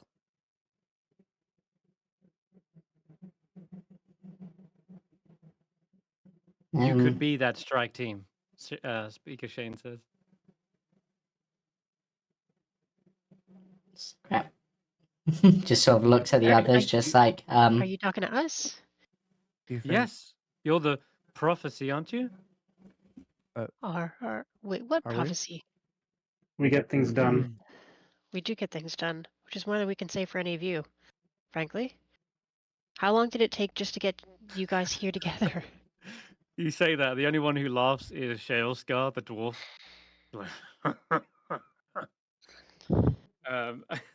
Though this Siva does kind of repeat again, like, you know, the soothsayer of hold on, let's find it real quick. The name is oh, the lady who said we needed to kill monsters to get stronger. Oh, that lady. I remember now. She said Vaguely. I don't think I look at Barry when he says the I don't kill think things to get stronger. I don't think me or 6 or 7 were there for anything about dealing with Duergar. I definitely wasn't. Hethel Arkaran said this. There she is. And I'll just grab up some art for you. Here you go. See, that's why I was slightly confused with Edgar, because I couldn't think of any of the old people that we'd seen. Yeah, Edgar's. I think maybe Geist and Hulla spoke with her, but we didn't. She was in the castle. She was in the castle with the cultists, right? No, but didn't she ask us to gather everyone up before she told the prophecy? I'm sure there was something like that. Either way, Yeah. we'll be the strike force. But in return, no For more a fee. sacrifices of people, Oh, and for Correct. money, yeah. and a small fee because 6 or 7 won't be happy with it. We've done enough for free for you. Well, hang on. Boris says I paid you. Is everyone else getting their stuff for free? Nimsy says, "No, I gave them a bounty for the white moose." And Imdra says, "And We also took we care did." of a Thalen spy for you, Nimsy. Aye, but that wasn't something we discussed prior, and No, gesture of goodwill.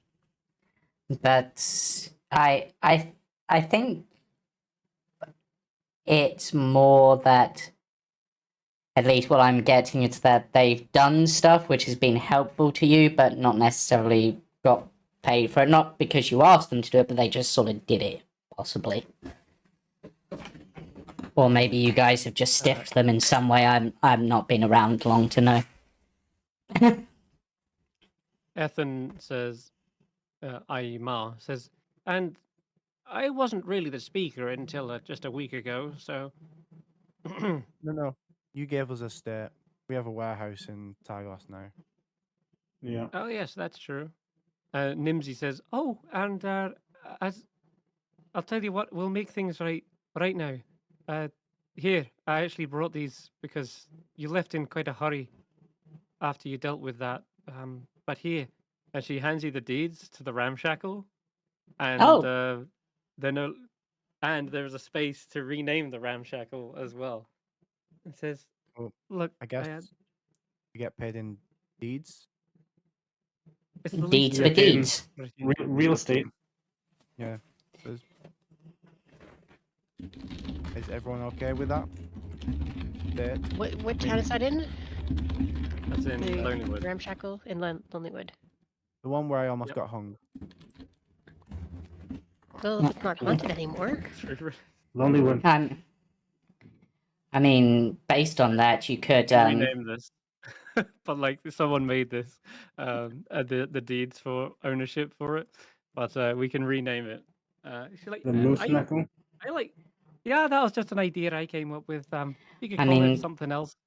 going by what's happened there, you could call it the Hanged Man. You know, honor its That's history. That's a little depressing. distasteful, don't you think? Yeah. Yeah, but it could Try also for mean something like. a little bit more jolly. But it could also like, yeah, it has a dark undertone, but it could mean like where you hang your head at the end of the day. Well, yeah. it's yours at the end of the day, and you can, yeah. And then we can put a noose out front. You could call it the white. You could call it the white moose because dealing with it got you the thing, some sort of. And that'd be a cool emblem on her. But that's just me. I'm not my decision. I'm just giving ideas. I like the white moose. We could name it after Gavin. Oh wait, are we calling it the white moose? Or are we calling it the Gavin Inn? Dilbogruff actually speaks up. Says, not as good as the black moose. Is there one called the Black Moose where you are? Yeah. That's the Too mumbling to close himself, then. but you have to think of it this way. And you hear the militiaman who's he's standing next to him. He says, "Sorry for my speaker's memory lapse in memory. It's actually the Grumpy Moose. It's one of the 5 taverns in Bremen. He might have got mixed up with the black bearded brother." He looks pointedly towards the speaker. The black bearded brother is the one you're thinking of, and the Grumpy Moose is a different one. Regardless of what the tavern's going to call what we're going to call our tavern, that's a little bit too minute for the details for what we need to do right now. We will figure that out on our own. Let's get back agree. to the You can also think the of meat it of the this way. conversation.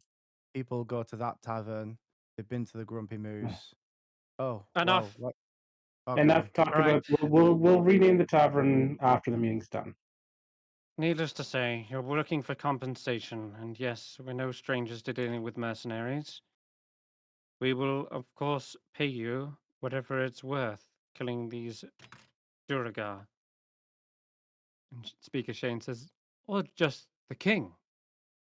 Like I said, going in head first sounds ill-advised. If this is a fortress, you may only need to kill the head of the snake, but depends on how effective you are at infiltrating and taking out one.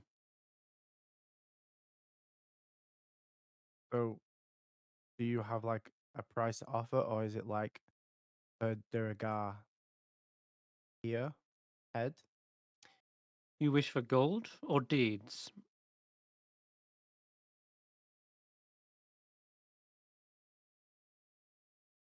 I look at the party like gold. Or do we want to continue down the deed route? I feel like we're going down two paths here. I feel like we'll take deeds in the absence of gold, but I'd prefer gold.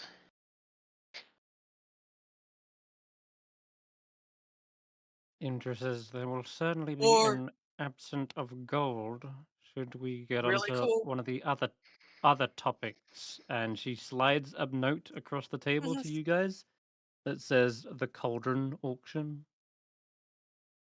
Oh yeah. Yeah, we should probably take deeds then. Excellent. In which case, you will be as part of Icewindale as our own, meaning that you're doing this not just as a service, but for the protection of your own town and home. Does this sound agreeable?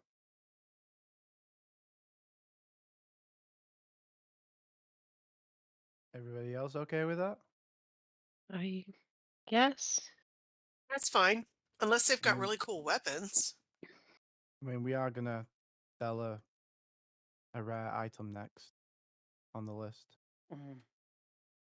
Yes, moving on to topic number 2. People are still starving, and as I am aware, it is worse in Bremen, Targos, Lonelywood, and Tourmaline more than any others. Oris says, Yeah, we can't just keep eating rocks for dinner. The mine's open, but what good is minerals? We need fish, and that lake monster's still running amok. Well, we may be able to help with that As well. as well. yes, the point is, food is scarce, and one of the lakes is out of commission, lest you risk running into this monster that apparently has been destroying boats. Is that right, Doublegriff? We'll take that as a yes. In any case, there is a potential other solution to the food. The party here have gathered something, acquired something from a hag, and it is no secret anymore what it is, seeing as several townsfolk have tried to steal it already. She gives a scathing look around the room, but can't lock eyes with a dead man, and says, Yep. This is a cauldron of plenty. It is enough to feed an entire town's worth of people, and it replenishes daily. This could save us from this winter, or at least one town from fully going into famine. Why one The town? speakers, If it goes a circuit, every town could get a very full belly every 10 days to help stretch out the rations and the food that they have. Why save only one town when you can save all 10? Why one town a feast and the other 9 a famine? Edgar says, Yes, what are we supposed to do for the other 5 days, or 9 days? Well, What you've I, always I, been doing. and to be honest, considering the state of some of the towns, I think it might even be worth trying as sad as it might be, and as much of like pain it might be, maybe trying to focus down into fewer towns so that, I mean, if, for example, no offense to Bremen, like they can't get fish anymore, then maybe they should move to where they can get fish. Like there's empty Standard houses all process. over. Or we deal with the issue so you can go fishing again. And while the cauldron's being passed around, those that can fish will help to feed them the 9 towns that are without for the 9 days. Work together. And then when the cauldron gets passed to you, you're good for your day. Shanda speaks up and says, "Aye, I agree with this. We should all come together and unite under one banner, one heraldry. We should cast aside our differences and let one lead. No, It's enough bickering between 2 nations, let alone 10 towns. We should be one town with one speaker, leading all others. I would be up to the task if no one else was." We've seen a lot of corruption here. I'm not sure that that's the best solution. Yeah, I don't think I'm willing to go with the town that uses corpses for their mead. He says, "What? What are you on about? That's slander and lies." I mean, And there's an uproar in the townsfolk where it's like, "I've seen the posters," and then another one's like, "I always suspected something was off," and then another one's like, "It did taste a bit funny recently," and then just constantly back and forth, it erupts into chaos. He's like, "It's lies! It's dirty lies! We can't even trust these adventurers. Don't listen to a thing they say." can't trust us adventurers, but you can trust us enough to be here. "I didn't invite you." "I did," Imdra says. "They've proven themselves invaluable. They're also responsible for rooting out the corruption." The question is, can you Uh, can you all organize a way that you can trust each other with something as important as the cauldron? Trovis scoffs. "Ha, I doubt it. Someone's going to say that it's gone missing. Well, that'll be you, Trovis. You're the one who gets drunk."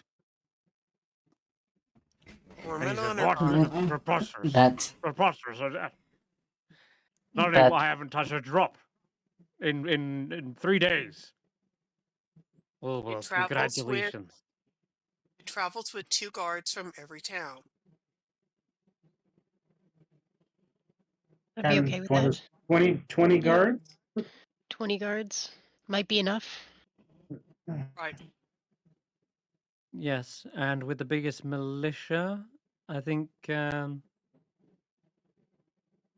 we should take it, Speaker Shane says. The guards, at least. Indra says, "Actually, we have the biggest militia." Uh, there's a little bit of scathing looks between each other. I mean, From And each town to guarantee that, or to help lessen the chance that there's a corruptible guard. Edgar says, "Oh, we don't have any militia. We don't have any guards to give. What then? We're um, powerless. We're just a small family. I mean We don't it. have any militia to guard it. And Um, most of our youngest and fittest are just children." Don't And have we've any actually had adults? They don't need to Maybe be it's time militia. maybe it's time the kids grew up. Oh, shit. And she says, "Oh, that's a bit harsh, but I see what your problem is. We also lack a militia here in Lonelywood, but maybe at least someone to go with them as our strongest are woodcutters, and we need those in the forest, providing you warmth." I mean, in the case of your town, Hedgegrub, wouldn't it just be easier if you've just got yourself and some kids to move to one of the other towns? Then you don't have to worry about it. And leave our home. I mean, Dugan's always been a part of our. just for like, it would be a temporary thing until this winter gets sorted. You don't even have 2 adults to spare for your own food source. If all you have is your own family, then you may need to move. You may be There's some too awkward small to looks. support.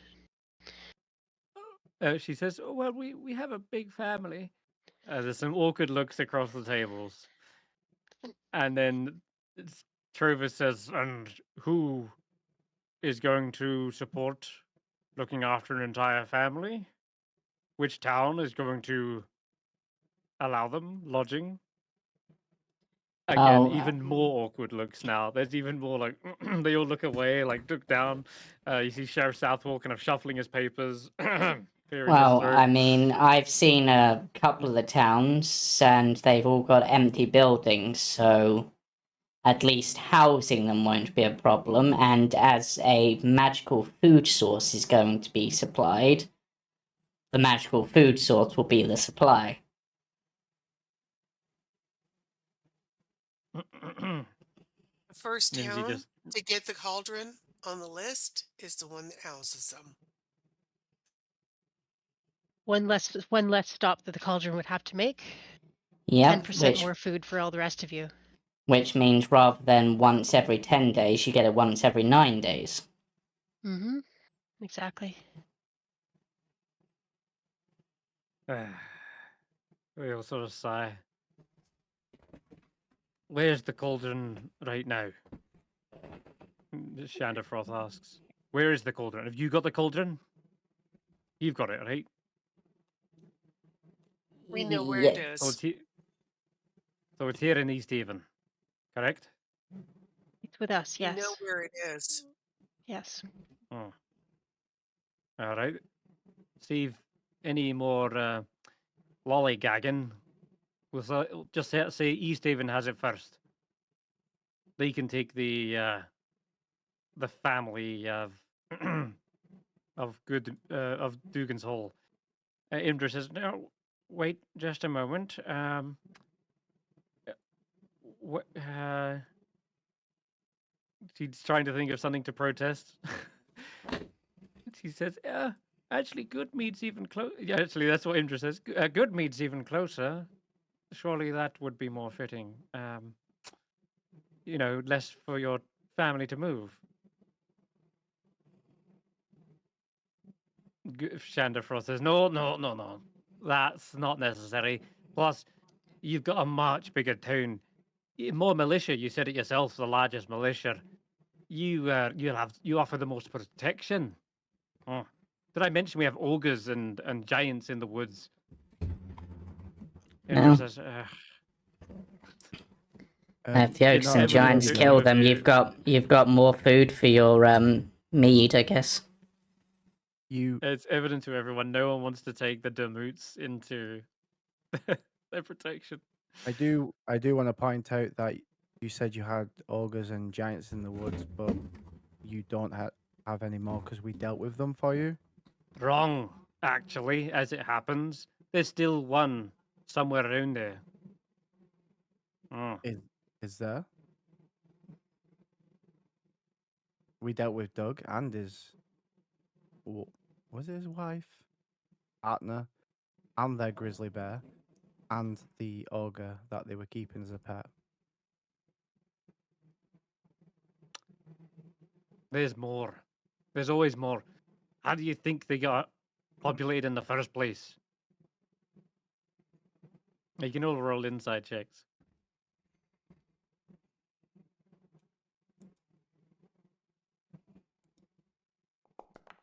If anything, our town is the least safe. And Yeah. Hulla, it's obvious that Shanderfroth is just trying to get his way in this. He doesn't want to have to house the Dermoots. He does make a good point, though. Clearly, like, East Haven's bigger, therefore it has more vacant towns. And in fact, if you recall, you even actually there was a mass migration from Goodmead already. People like didn't agree with Froth being the leader, and so they left and went to East Haven. So, yeah. Yeah. But you can tell you're pretty confident you killed all the giants, and it sounds like this is like some sort of afterthought that he's just trying to make up on the spot, perhaps. I'll He's say also probably not wrong. There probably is more Verbeegs out there, but in any case, not around Goodmead, perhaps. I think that it only makes sense for the largest town and the most powerful to absorb the smallest town. And that means East Haven takes the Demoots. Well, we may be the most powerful, but I believe Bryn Shander is a larger population than East Haven. We have already But also taken in closer. refugees. We've also taken in refugees from Goodmead already. Some of them weren't agreeing with a certain rumor going around. Not going to bring up the Mead situation again. Okay, whoever takes the family in, it's their day. So they'll get 2 days with the cauldron. Everybody else gets 1.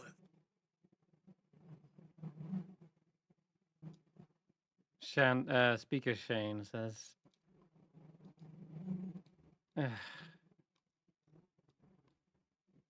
course, that's possible. We can take the Demoots, but I thought you like to keep to yourselves. I thought you was a stubborn and stuck to your own town and your own family, if anything. And she's like, well, it's desperate times, I guess. Oh. I think we can all agree that these are not ordinary times. And a lot of people are going to have to make a lot of compromises if you're going to survive this winter at all. Right?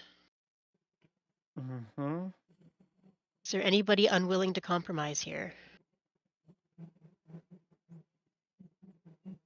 Anyone not willing to compromise, you ask? Yes. And is this in regards to sharing This the is cauldron? this is just a rhetorical question mostly. Okay. I'm just right.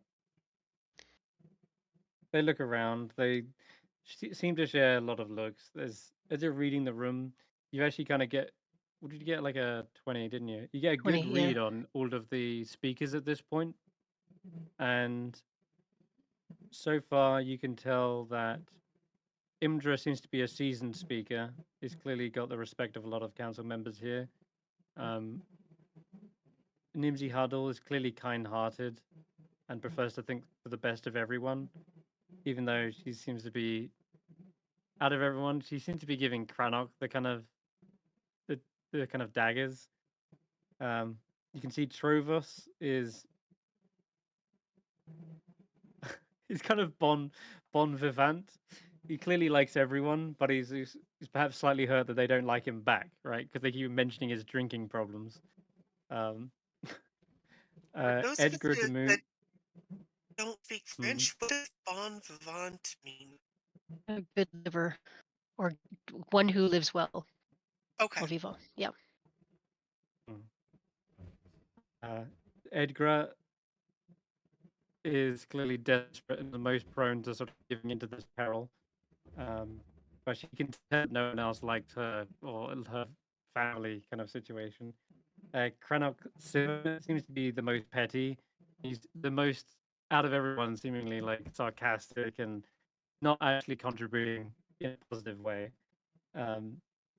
He seems to perhaps nurse a grudge against people for not coming to his aid when clearly he's being held hostage, but no one else really knew about it, so you can't really hold that against them. But nonetheless, he's clearly got a grudge and resents them for it. Finally, Ma seems to be struggling to get a word in edgeways. She's not used to these council meetings, so she's a bit out of depth. And Shane seems to be trying to get to the solution of everything. She just wants the quickest route to victory and or resolve or resolution. And so she hasn't actually protested against taking Damu. She's kind of conceded, all right, fine, we'll take the Damoots if it means she can just get back to the matters at hand. And finally, Oris Mastu. He's also, I guess, a more practical looking guy. But most of his stuff was actually something to do with Neth, Maxwell, Dinar. But so you've already kind of dealt with that problem. So Mastu's not really an issue here. He's kind of less. He's more laid back than anyone else in this issue. He's more just like whatever, like let's just get on with it kind of thing. And then finally, Dorbalgruff, he's completely absent-minded, and judging from the fact that he can't even remember his own tavern's names, he's clearly not fit to be a speaker. He's a little bit senile. Poor guy. So Anyway, that's everything you gain from a 20 on No. insight. now that we've discussed the goings of the cauldron back and forth throughout the towns,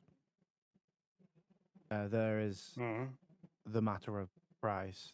The original price that we were going to get off Imdra was 500. Because Sivir goes, oh, of course, here we go, gold. It's always gold with you adventurers, isn't it? I You're trying to mean, rub what us a- blind, and we're just barely surviving. I You wanna mean, what keep else? starving? It's been mean, we useful to won't- us. My friend isn't wrong. I mean, We haven't missed We're a happy- meal in weeks. We're happy to keep it. It's useful to us. and So if you want it to be useful to you, I mean, well, if it's a trade. if it's a case that money doesn't really matter, then whenever we come into your towns, are you going to give us free things? Or does money Do I have to matter when- remind you that you brought a thief into my keep who robbed me blind of everything? They took the gold. No. Your Logan Nine Fingers, they're still out there with a whole you- with a whole In speaking East treasury. Haven? Yeah, he Isn't wasn't East with us. Haven isn't thieving allowed in East Haven? Isn't that legal? No, that was No, in this is. Dinaval. Oh, Denval. Sorry. yeah, and he wasn't with us. He was with the lady with the red hair. We just caught them and decided to tag along to save you guys. Well, if it's gold you want, I'm going to have to be indebted to another speaker, because right now, Caer Dinaval is in a state I don't think we'll ever recover from. Several militia were murdered. Our treasury was stolen. And I'm months behind on paperwork because I've been stuck in my room shitting in a chamber pot. It's really getting me that you're shaking his icon at the same time. It just makes me think of like South Park. Yeah, buddy. Anyway, yeah, he seems to Skrapps. be bringing up all these points. Speaker Shane says we can lend you the money if it's an issue, Zither. Brinshanda was the most prosperous, and we were closest to the Ten Trail. We had much trade, so we have some reserves that we can pull from. Is that right, Sarah? Southwell? Yes, we have plenty of funds we can dip into, but your price, 500? This seems quite steep for a cauldron. Food is scarce, yes, but this is a long-term investment that you're asking us to buy into. So, It's considering it's all of the 10 towns, how about we drop the 500 a bit and make it 300 each?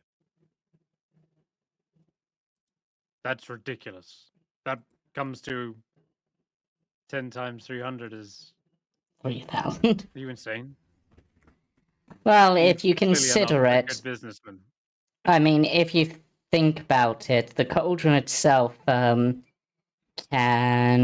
provide 4 meals per gallon and can store 30 gallons, so it can store 120 meals, and that can be done 3 times, so that's 360, and your average rations is 1 gold or something like that, so that's 360 gold for Yeah. 1 day's use. And it won't feel like it's worth it now, but in the long run, it will pay itself off. That kobold's good at math. Mhm.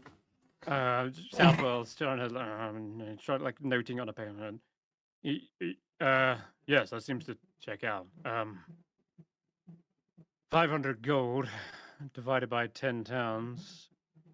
Well, that's much. 50 each. It's not a huge amount when you think of it like that. 50, No, you're literally robbing us blind with this deal if we sell it to you for 500. I kind of keep it agree. robbed blind. Well, yeah, you yeah, get better we're not- guards.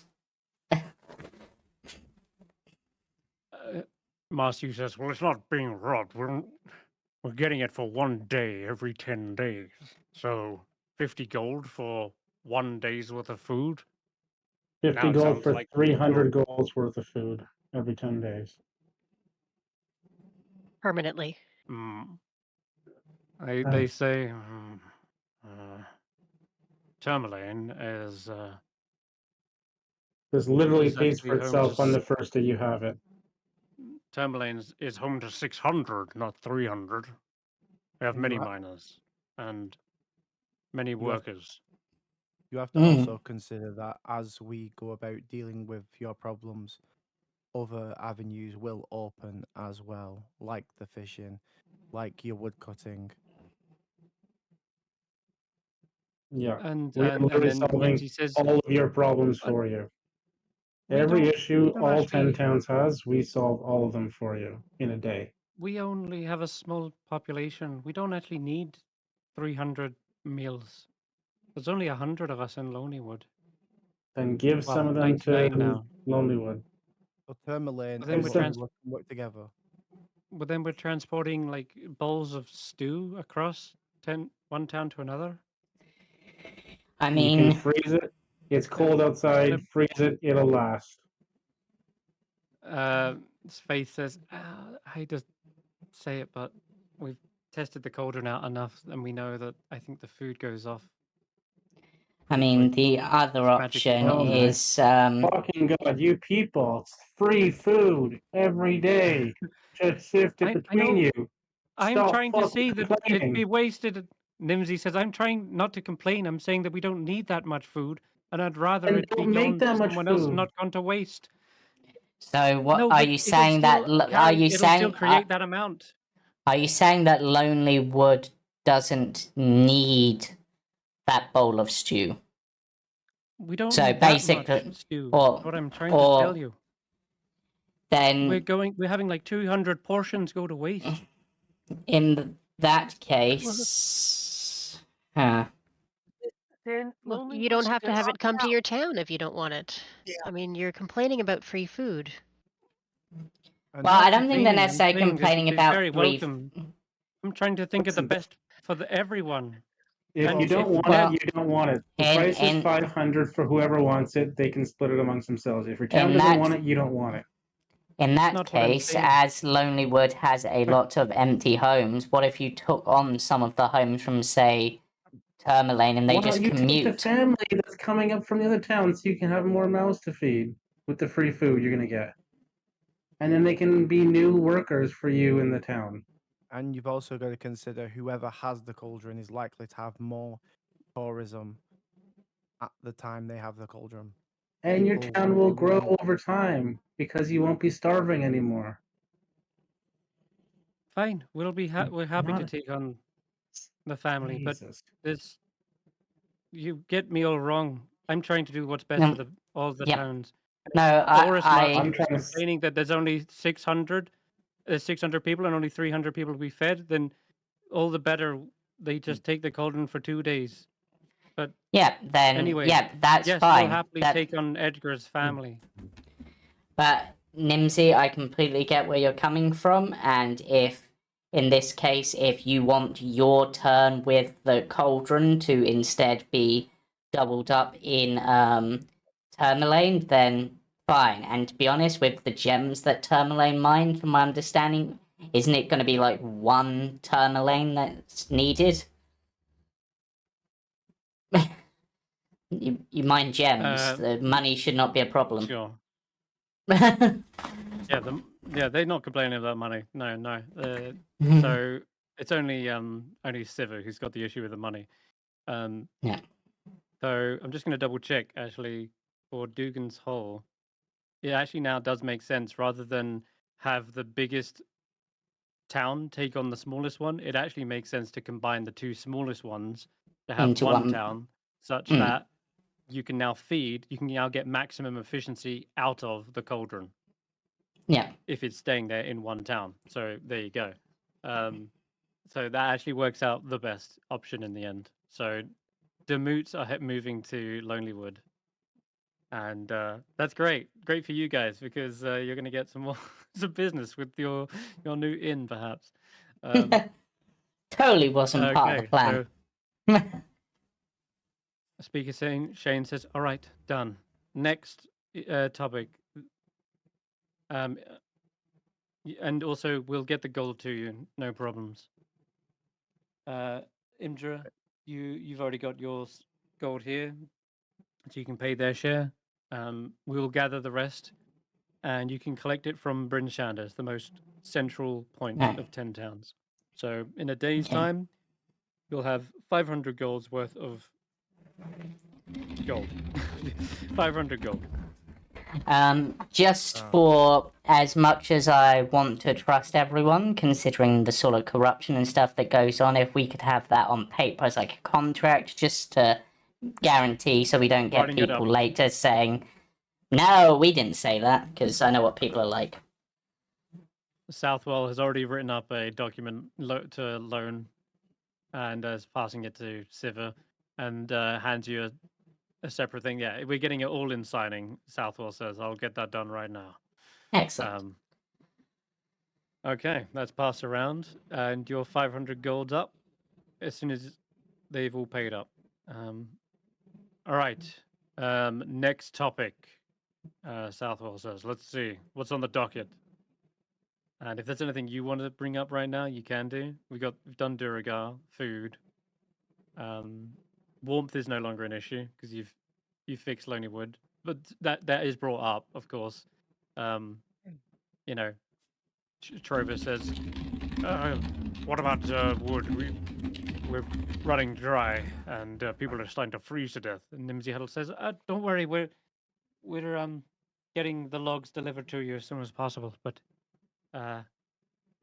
Yeah, we're afraid that if this winter stays up for at least another year, then we'll have deforested the entire of Lonelywood. So there's a bigger picture to be worrying about here. Like, we can't just keep chopping down trees. Eventually, the winter will take us all.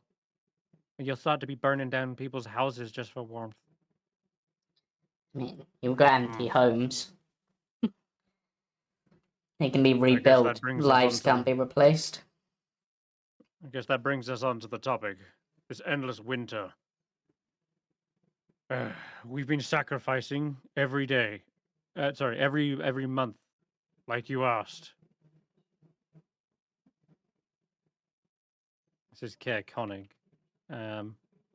They've been sacrificing food.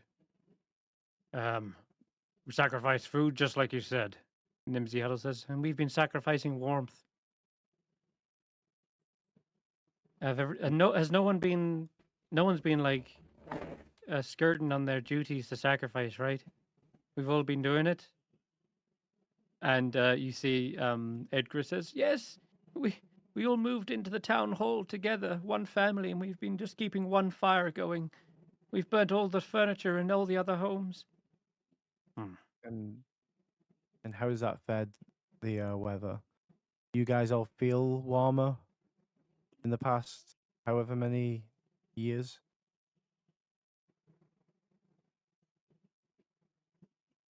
There's a silence, which is clearly a no. Yeah, I'm going to ask a question here, just because, I mean, I'm fairly new to the area, but obviously you're all sacrificing stuff, and I realize it's meant to be for this oral lady. Religion doesn't really faze me, sort of thing. Who told you to start sacrificing things? Because, like, where did that idea come from? Because it just seems like, did it start making a difference when you started sacrificing things, or has things just stayed roughly the same? Speaker Shane says it was out of desperation. The people were looking up to us to lead, looking to us to make a change, a difference. We couldn't promise them. So we did what anyone would. We looked up other religions in a way to plead to the gods that they would have mercy. We prayed. We got an answer. How And the did you get answer, an answer? I'm curious. the clerics of the Morning Lord, the clerics of the Temple of Tempest, each came forth, and the clergy agreed that a sacrifice would be needed. In times like this, one needs to appease a god, and it was agreed upon by all that this would be the course of action. No one can single-handedly point a blame in this regard, and everyone was desperate. We had run out of options. The only thing we could do was try and see if it did work. And did it work? And as she looks to Sheriff Southwell, and he looks like he has a grave expression and says, we have had reports. Yes, there's some sort of light that appears not too long after one is sacrificed. They're sent out into the cold. There, we see a light appear on the horizon. It appears as though Oral is indeed claiming those that are sacrificed. She is aware of them. She knows it is in her name. And yet the aurora continues. Winter's never-ending cold seems to persist. And Edgar says, maybe we need to sacrifice more. Yes, more people. Or More warmth, more food. or considering sacrificing could be considered a form of worship, maybe you need to sacrifice less so that there's less worship going to her, so she becomes less powerful.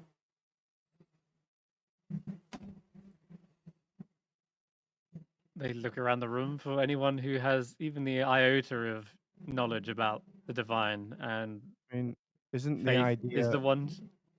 Oh god. isn't the idea of a god is they're only powerful if they have followers? Well, are they a god if they have no followers?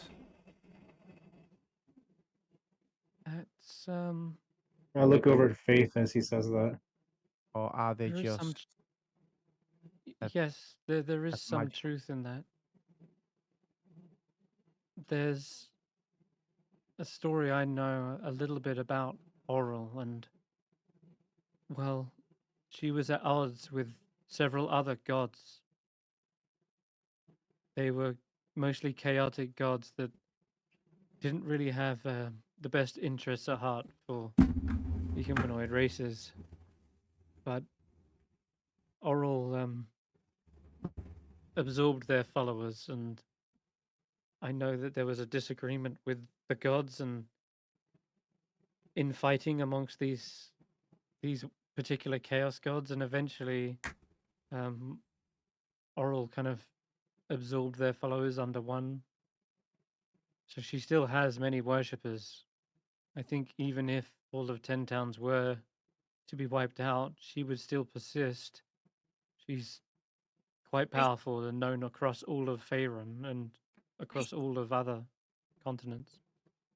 I'm sorry. I don't know anything about almost anything about your gods, but I grew up with Joaquin, and Joaquin rewards her followers. She doesn't punish them. Maybe this isn't a punishment. Maybe it's something else that's going on. Mm. Maybe it's we're assuming that the endless winter is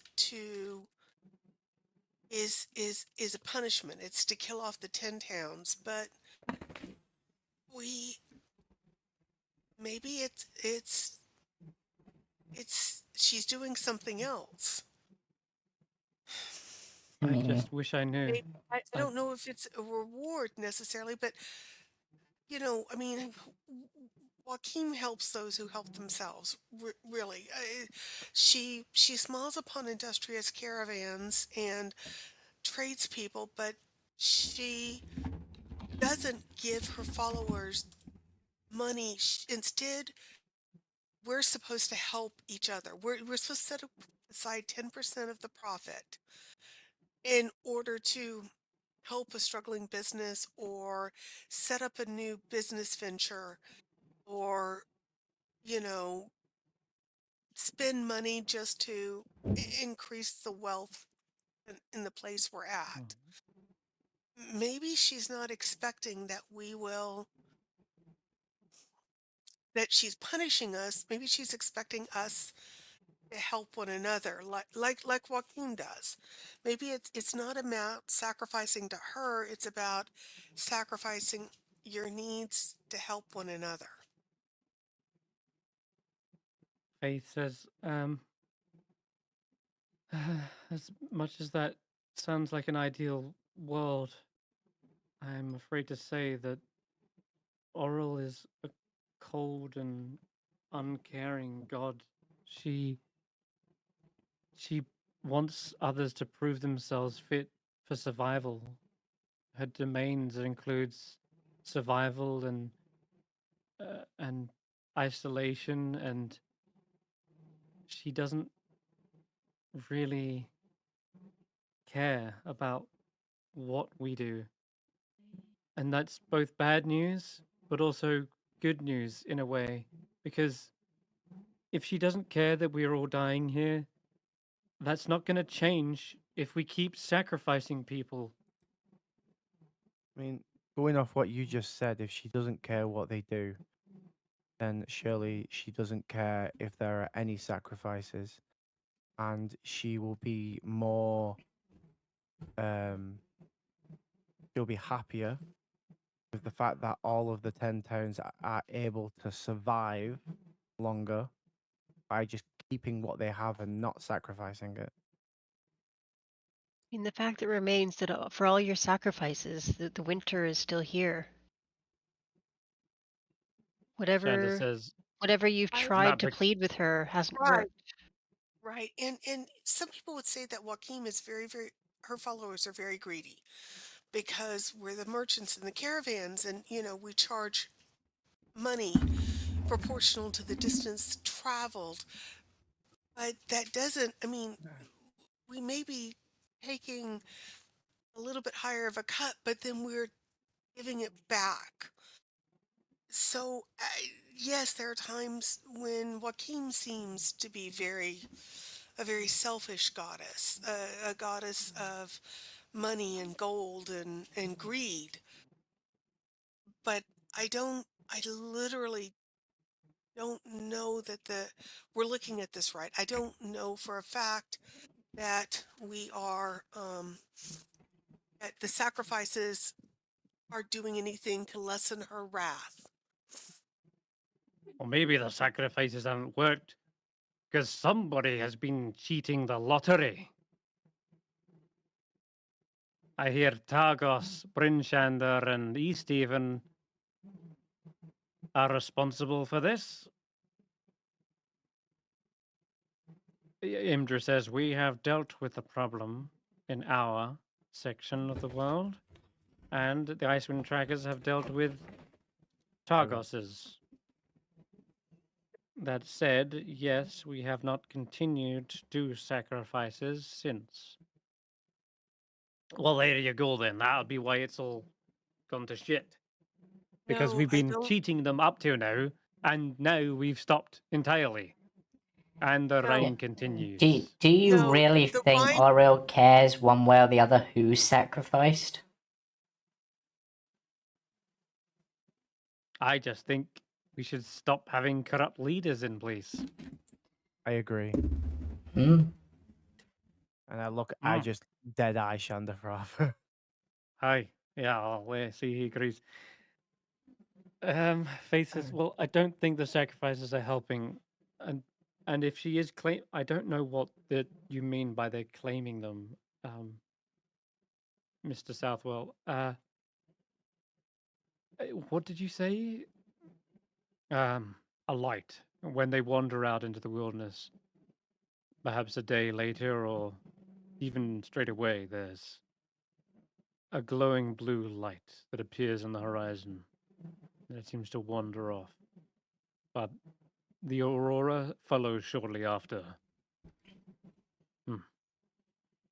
Very strange. Look, I wish I knew more, and I wish I could give certainty to what Ashanti is saying, but I've been traveling with the Icewind Trekkers to everywhere I've gone, trying to figure out what's happening and ask questions about Oral. And I'm afraid to say I've not got any closer. We even met some of the devout followers. We met frost druids, and they said that it was her will, that it was happening every night for a reason. Like she is actively trying to keep this winter going. But when pressed, it seemed as though the frost druid didn't have evidence that she was receiving direct words from Oril. It was as if she was just making up her own reasons for keeping the winter. I think she was motivated more by revenge than she was the word of God. Yeah. And, Also, and if there's it's got the to be a reason. Gods don't always act this capriciously. I mean, Joaquin may let a caravan flounder at a river crossing because the caravan wasn't prepared. People didn't caulk their wagons. They weren't prepared. So she lets them fail to learn from it. Is there something that your oral might want you to learn or do? Or I mean, because the sacrifices, while they were causing pretty lights in the distance, don't seem to have stopped this horrible endless winter. and it's the endless winter. So if you guys stop sacrificing anything, wood, food, whatever, what's the worst that's gonna happen? It'll be how can you have a more endless winter than the endless winter? If you Hmm. stop sacrificing food and wood, And it survive may be longer. the difference between an extra month or 2 months before it ends. I mean, what if that wood you're sacrificing, that food you're sacrificing, would have kept you all the way to the end of this? Guess there's only Instead, you one way to find sacrificed out. it. If we stop sacrificing, then if she comes down and smites us all, we'll definitely have an answer then. Yes, yes, you will. And given that we've got now properties in two of the towns, it it will fall on us as well. so it's not like we can leave. It's not like we can go anywhere. I mean, we're here with you, and now we're invested here with you. Hmm. Well, Oh, sounds like we should put this to a vote then. If we should keep on sacrificing or not. Hmm. And at this point, I think it's calling for a persuasion check from you guys, because obviously you're heavily trying to influence them to stop sacrificing.